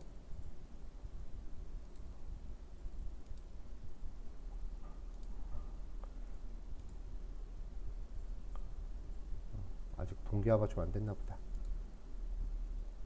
자, 그 다음에 이제 GitHub하고 연계해서 GitHub에 있는 그 GitHub 저장소에 있는 파일을 열 수도 있어요.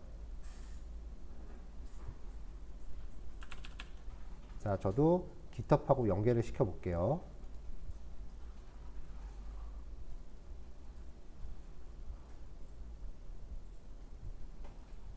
자, 그럼 이렇게 GitHub하고 연계되어 있는 그 파일들이 보이죠? 저장소를 선택을 하면은 그 저장소 안에 있는 파일들을 내가 열 수는 있어요. 근데 반대로 새로 만들 수는 없기, GitHub에다 지금 새로 만들지는 못하기 때문에 이거는 뭐 기존 파일을 열 때만 쓰시는 거고요. 아니면은 내 컴퓨터에 있는 주피터 파일을 여기다가 업로드해서 쓸 수도 있어요. 일단은 새로 만들어 봅시다. 뭐 요거는 뭐 필요 없고 파일 밑에 새 노트.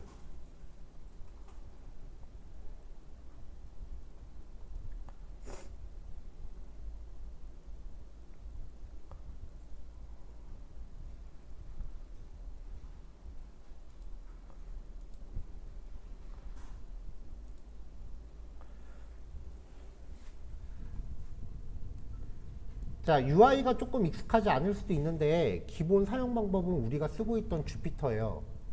여기 목차로 나오는 거는 비주얼 스튜디오도 보면은 여기 그 개요라고 해서 우리가 마크다운으로 적어 놓은 것들 확인할 수 있잖아요. 그거랑 똑같이 여기서도 목차라고 하면 이렇게 항목들이 이렇게 보여요. 그 다음에 코드 블록은 당연히 파이썬 코드 블록인 거고, 그 다음에 텍스트 블록은 마크다운 블록인 건데, 얘는 마크다운 문법이 아니라 직접 요 상에서 이렇게 꾸밀 수 있게끔 이렇게 해주고요. 근데 뭐 하다 보면 이것도 마크다운이에요. 이쪽에 코드, 이쪽에 미리 보기.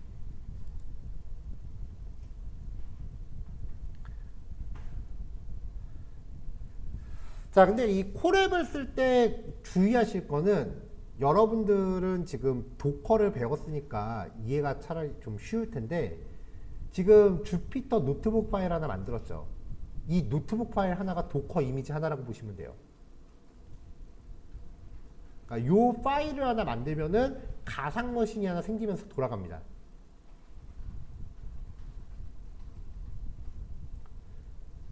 여기 폴더로 되어 있는 거 있죠?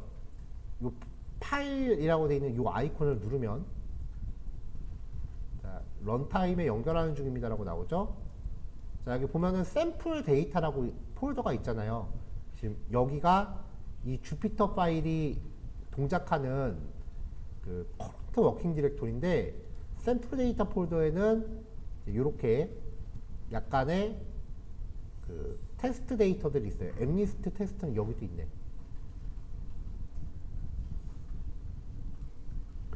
여기서 상위 폴더로 올라가면은 그냥 리눅스 디렉토리가 나와요.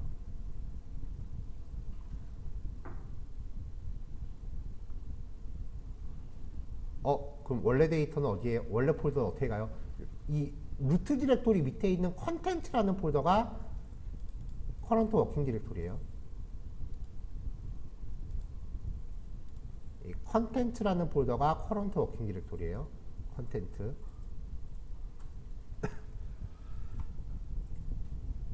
일단은 이 주피터 파일을 여시면은 먼저 저장부터 하세요.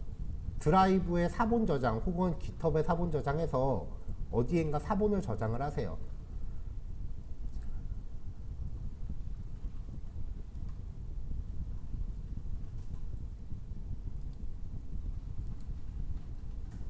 자, 저는 깃허브에다가 저장하라고 해볼게요.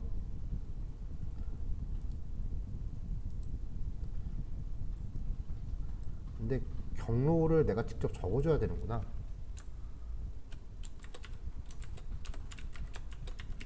자, 콜앱테스트.ipynb라고 해서 깃허브로 저장하라고 한번 해볼게요.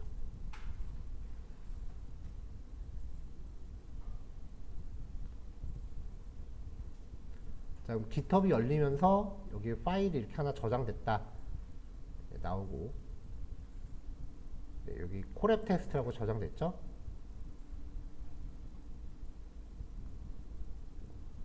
오프닝 콜앱 하면은 다시 콜앱 통해서 열려요.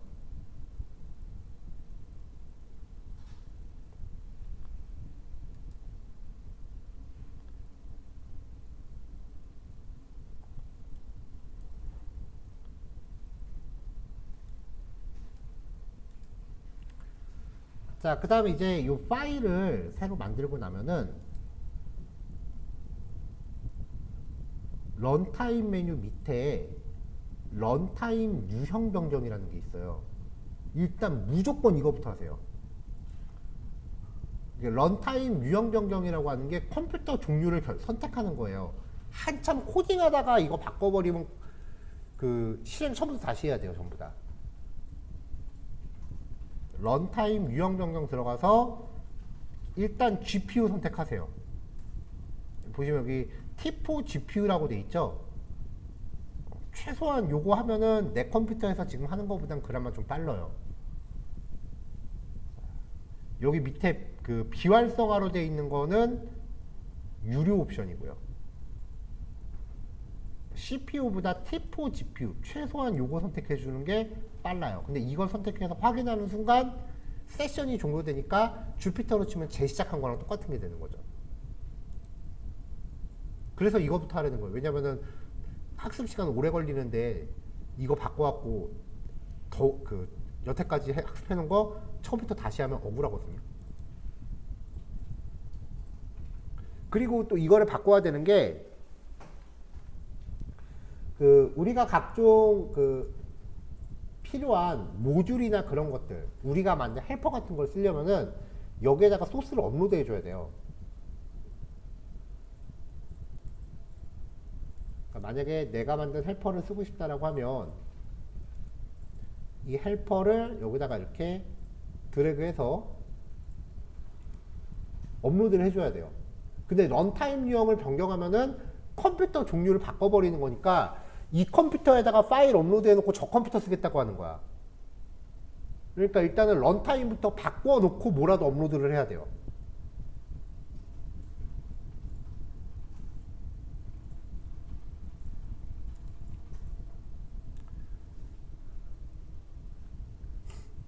자, 그 다음에 이 안에는요. 그래도 웬만한 패키지들은 어느 정도 필요한 건 깔려 있습니다. 그 윈도우에서 우리가 VS 코드에서 쓰던 주피터도 마찬가지인데 앞에 느낌표 붙이면은 PIP 명령어 쓸 수 있었어요. 그래서 아까 우리가 봤었던 PIP 프리즈 이 명령을 수행하면 이 안에 설치되어 있는 패키지들이 쭉 보이거든요. 웬만한 거는 다 깔려 있어요, 진짜. 웬만한 거는 거의 다 깔려 있는데 가끔 이제 우리가 쓰는 것 중에 안 깔려 있는 게 있을 수 있어요. 그때는 PIP 인스톨로 설치를 해주는 그 뿐이고.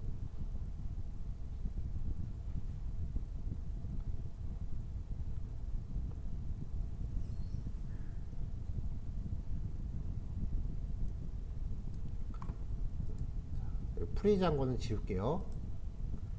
근데 결정적으로 이게 하나의 리눅스예요. 실제로 리눅스예요, 이거.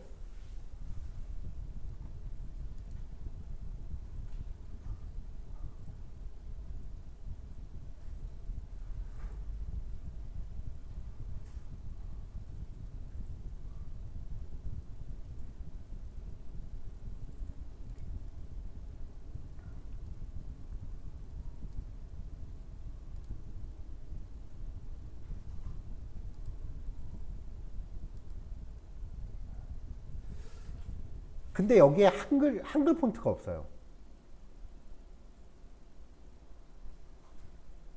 그래서 한글 폰트가 없어서 기본적으로 그래프 할 때 일단 영문으로 하시기를 적극 권해드리는데 나는 그래도 한글을 꼭 해야겠다라고 하면은 이거 파일을 이따가 배포할게요. 한글 글꼴을 내가 따로 깔아줘야 돼요. 리눅스 명령어를 직접 넣어갖고 한글 글꼴을 깔아줘야 됩니다. 여러분도 혹시 도커 하실 때 우분투 까셨을 거예요. 근데 apt get이란 명령어 배우셨나요?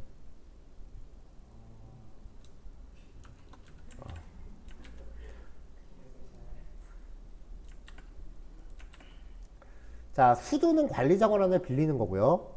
apt get이 설치 명령, apt get 인스톨이 설치 명령이에요. -y는 뭔가 물어보는 거, yes or no를 입력해야 될 때 무조건 y를 미리 입력해 놓는 거고, 폰트 나눔, 나눔 폰트를 미리 까는 거예요. 네이버에서 배포하는 거. 이게 이제 글꼴을 설치하는 명령어인데 이거를 실행을 하면 얘가 글꼴을 다운받아서 이제 설치를 합니다. 얘 스스로가 하나의 우분투 리눅스라 그랬어요. 그러니까 지금 이거는 파이썬이 아니라 리눅스 명령어로 운영체제에 글꼴을 까는 거예요. 설치가 됐죠? 그러면 이제 그 글꼴을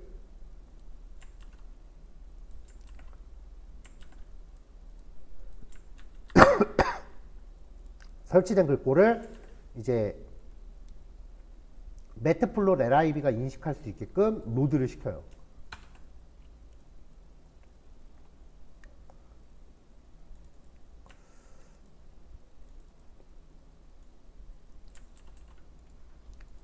자, 이게 API가 저번에 보니까 바뀌었던 것 같은데.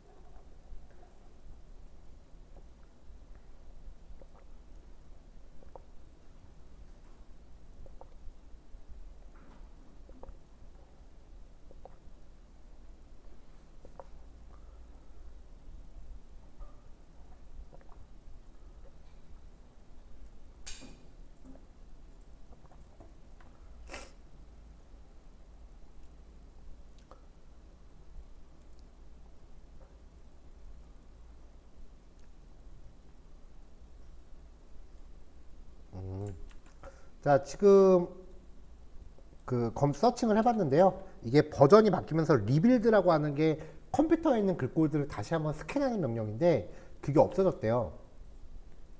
그래서 이 폰트 매니저로 폰트 엔트리라는 클래스를 통해서 글꼴 파일 경로와 이름을 직접 지정을 해서 글꼴 객체를 내가 직접 하나 넣어줘야 된대요. 이걸로 직접 이제 폰트를 이렇게 세팅하면은 한글 설치가 가능하다라고 하네요.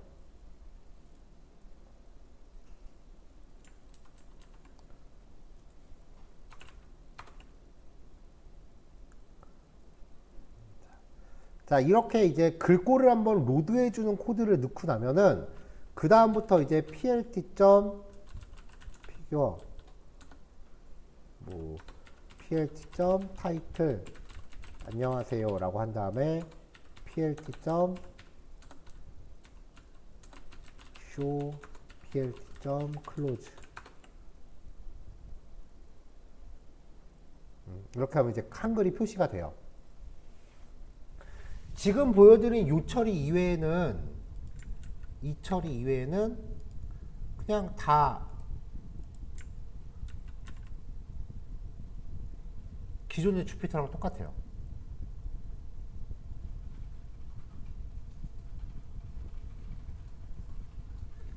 근데 문제는 이 처리를 매 주피터 파일 생성마다 매번 해줘야 돼요. 그러니까 예제 하나마다 이 처리를 매번 해줘야 돼요. 그래서 이거 잘 안 쓰려고 그런 거야. 버틸 때까지 버틴 거예요. 은근히 귀찮거든.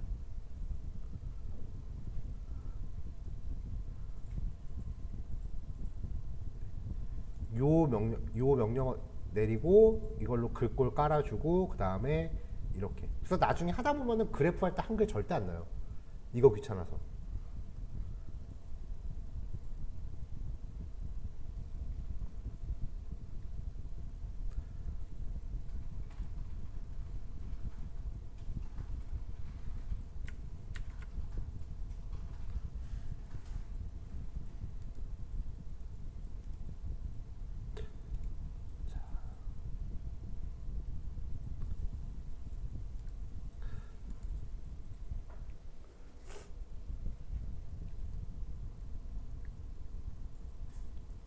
자, 그 다음에 여기 런타임 메뉴에 보면은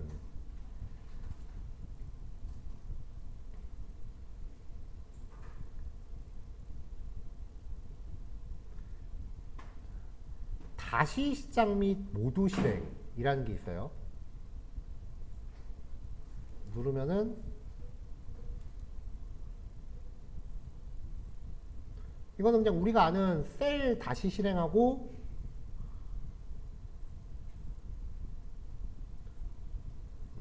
셀 다시 실행해서 이제 주피터 노트북 다시 처음부터 다시 가동하는 거랑 똑같은 거예요. 근데 런타임 메뉴 밑에 런타임 다시 시작이라는 게 있어요. 이거랑 헷갈리시면 안 돼요. 이거 한번 눌러볼게요.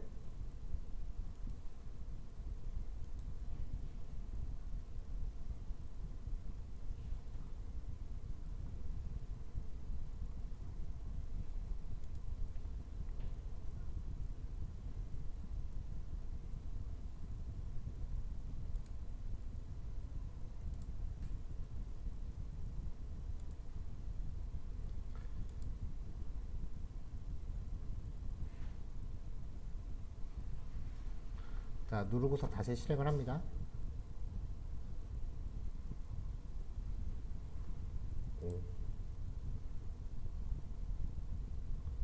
아니네요. 똑같네요. 다행이다. 근데 왜 그랬냐면은 예전에는 런타임 다시 시작을 누르면 아예 시스템이 재부팅돼 있었거든요.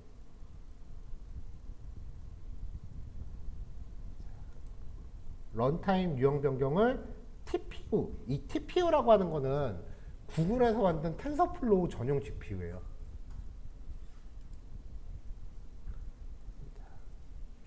자, 런타임 유형을 아까 제일 먼저 바꾸라 그랬죠.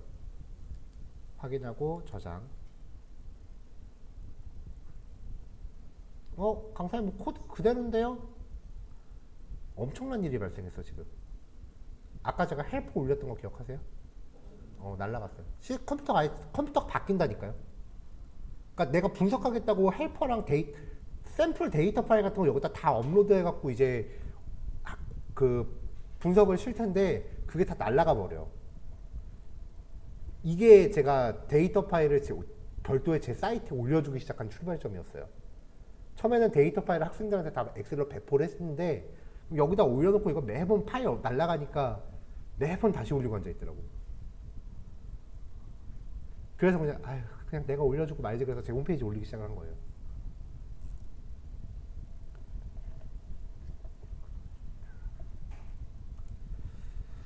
자 얘는 아직도 하네.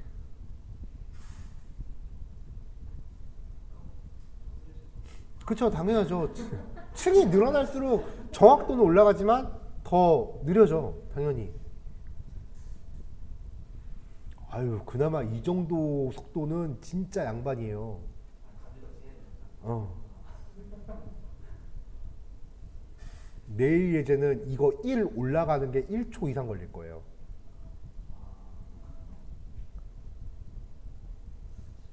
이게 진짜 뚝뚝뚝뚝 이렇게 올라간다니까. 그래야죠. 그래서 내일부터는 나도 지금 노트북으로 가져와서 수업을 할까 진지하게 고민 중이긴 해요. 무거워 근데.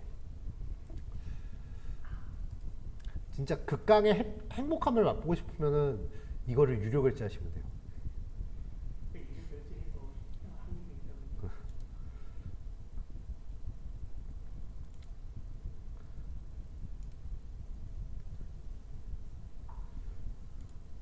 자 지금 어차피 제가 지금 그 뭐냐 이 파일이 지금 열심히 돌고 있죠. 얘를 그대로 업로드를 한번 해볼게요.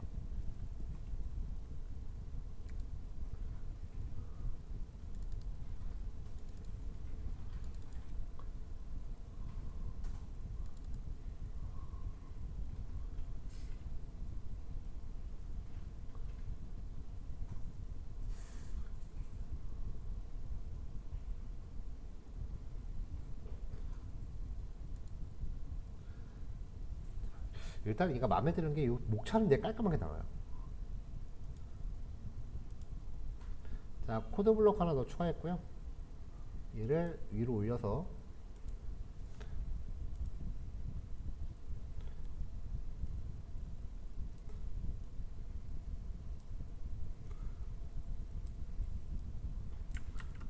일단 한글 글꼴 설치하는 거는 코드를 수행을 해야죠.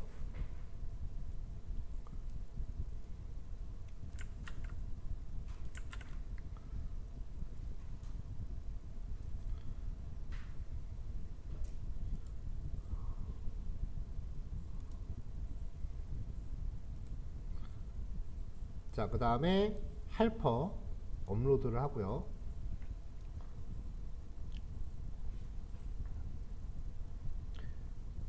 이제 헬퍼 업로드 할 때 굳이 폴더 지정 안 해줘도 돼요. 왜냐면은 여기 자체가 이 주피터북이 인식하고 있는 작업 폴더니까.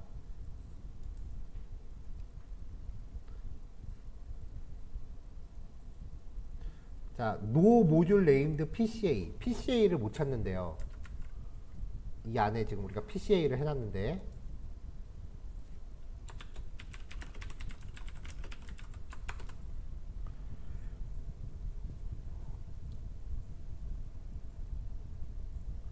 자, PCA는 깔아줬고요.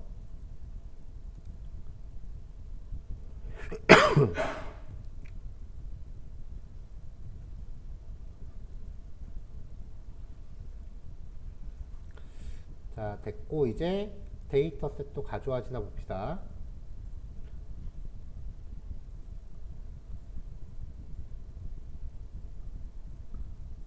자, 데이터셋도 가져왔고 여기부터 이제 실행해보죠. 랜덤 시드, 레이블 원하딩 코딩, 리쉐이프, 또 리쉐이프 걸고,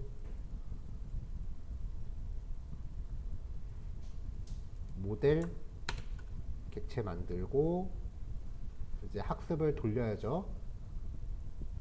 요거는 아까 제 컴퓨터에서 지금 돌고 있던 거고, 얘는 아직도 하고 있어요.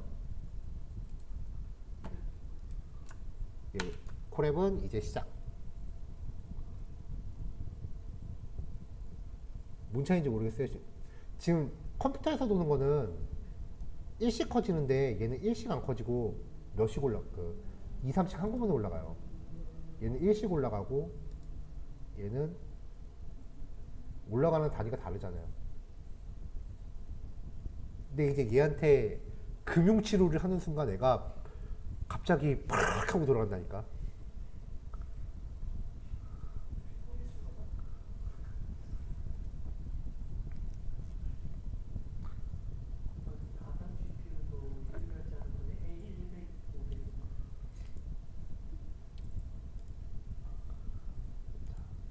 근데 제가 지금 TPU로 했죠. TPU보다 일반 GPU가 더 빠른데.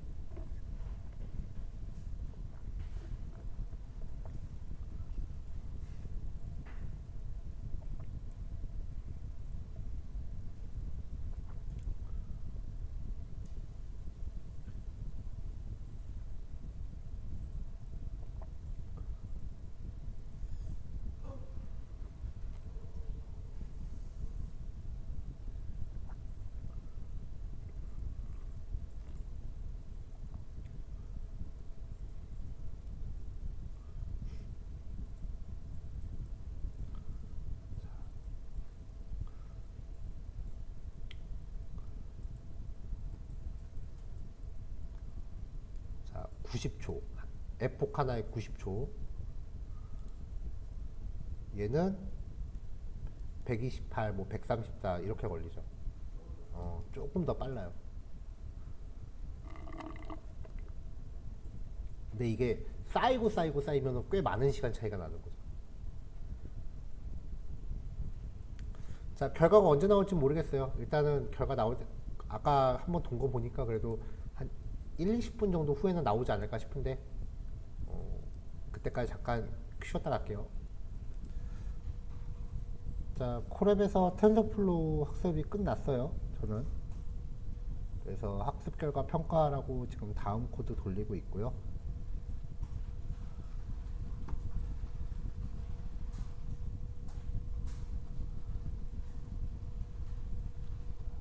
학습이 오래 걸릴 만큼 평가도 오래 걸립니다. 폰트 때문에 난리가 났네요. 폰트 때문에 난리가 난 이유가 뭐냐면은 지금 여기서 폰트를 세팅을 해줬잖아요. 근데 헬퍼 임포트 하면서 여기서 우리가 폰트 처리하는 코드를 넣어버렸잖아요. 헬퍼 안에. 그러니까 기껏 여기서 맑은 고딕으로 해놓고 여기 헬퍼에서 폰트를 또 설정하니까 없는 폰트를 쓰려는 거지. 여기 안에서 요 코드를 빼줘야죠.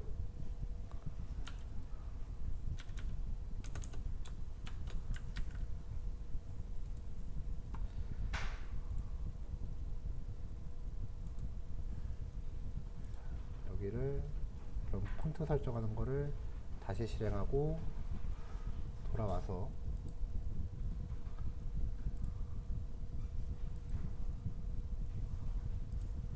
여기는 왜 이렇게 됐지?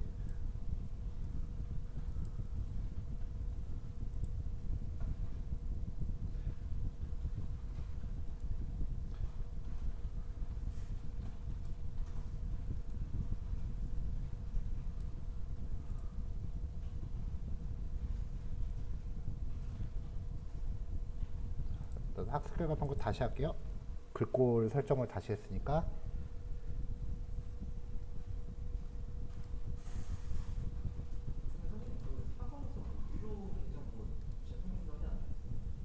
사 4번에서 뭐야? 그거 프로젝트 할 때 한 달. 어.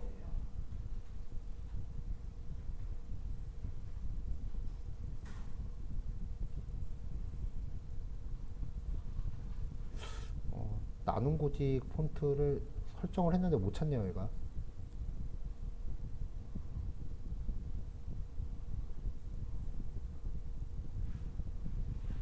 뭐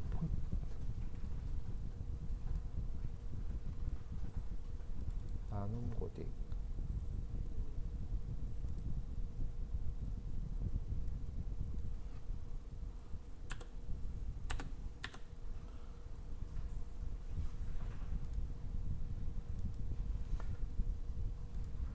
설치부터 다시 해야 되나?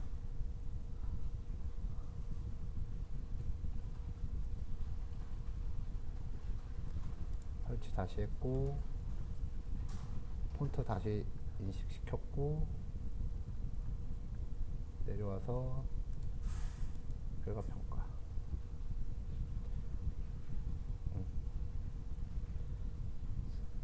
자, 확실히 아까보다는 좋아졌죠. 아까 처음에 했던 것보다.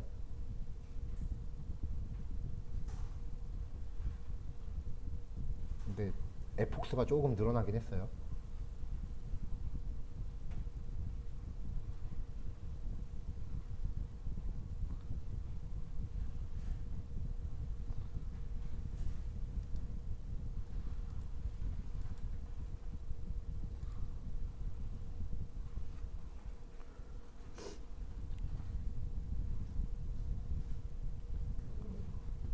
자, 최종 훈련 정확도는 99%, 그 다음에 검증 정확도도 99%. 아까보다 훨씬 그 정확도가 올라갔습니다. 그러니까 지금 그 CNN층을 하나 더 늘리면은 정확도가 더 올라간다라는 걸 확인하기 위해서 우리가 처음에 결과 보고 그 다음에 층 하나 더 늘려서 테스트하고 있던 거였거든요. 그건 확인됐고요. 이제 예측 결과 산정해서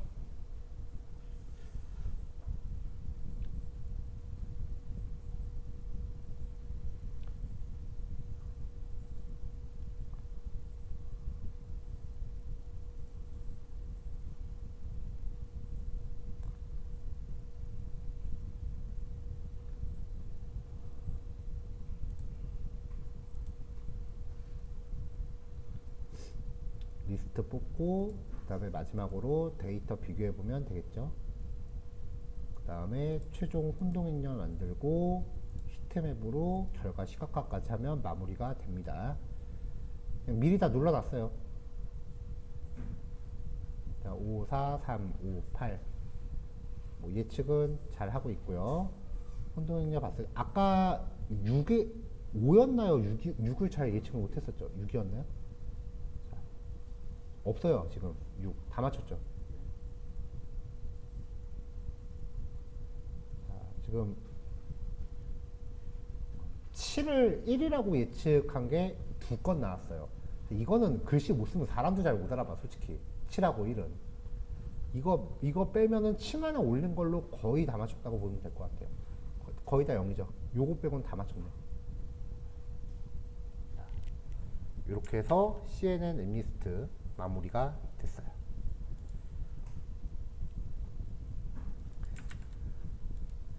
이제부터는 진짜 느리다는 거죠.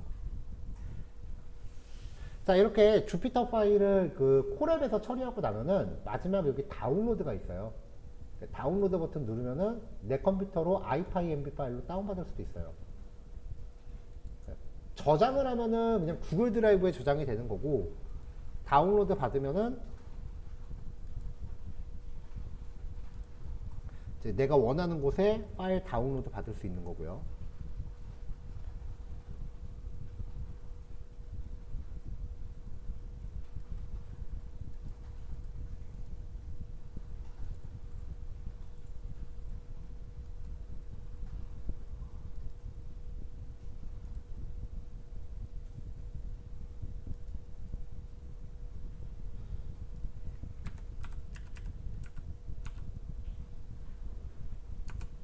자, 그래서 저는 이 파일을 그 제 비주얼 스튜디오 프로젝트 안에다가 끌어다가 놓겠습니다. 왜냐면 제 비주얼 스튜디오 아직 안 끝났거든요, 이거 처리.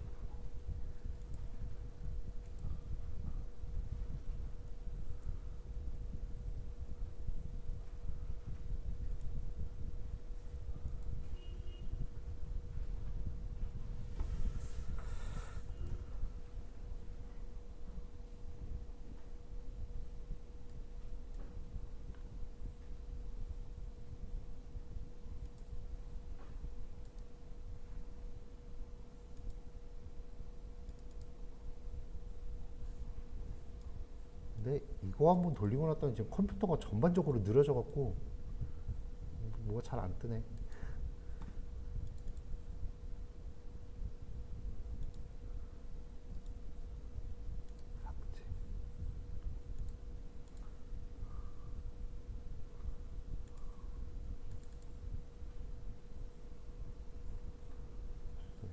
설정한 주피터 파일인데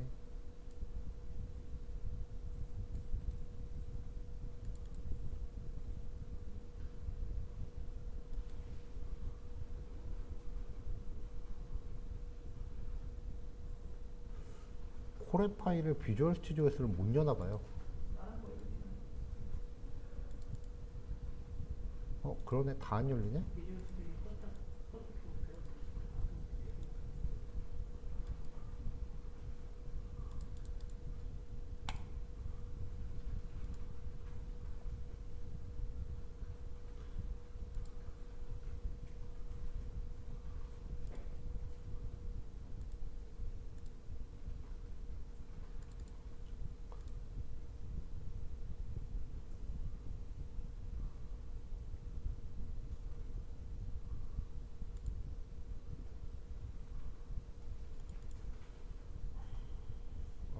이제 열리네요.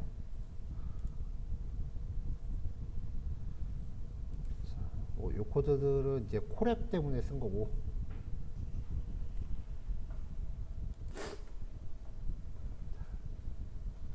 자, 그 밖에 다른 코드들은 이제 충분히 설명이 됐을 거라고 생각을 할게요. 요거까지 이제 파일 올리겠습니다.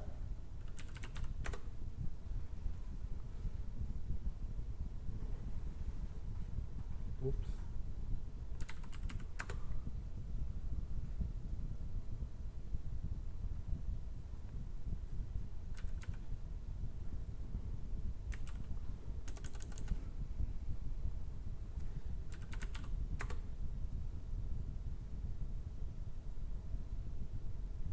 자, 다 올라갔어요. 이제 시간 5시 정도 됐는데, 남은 시간은 요거 한 번씩 각자 재현해 보세요.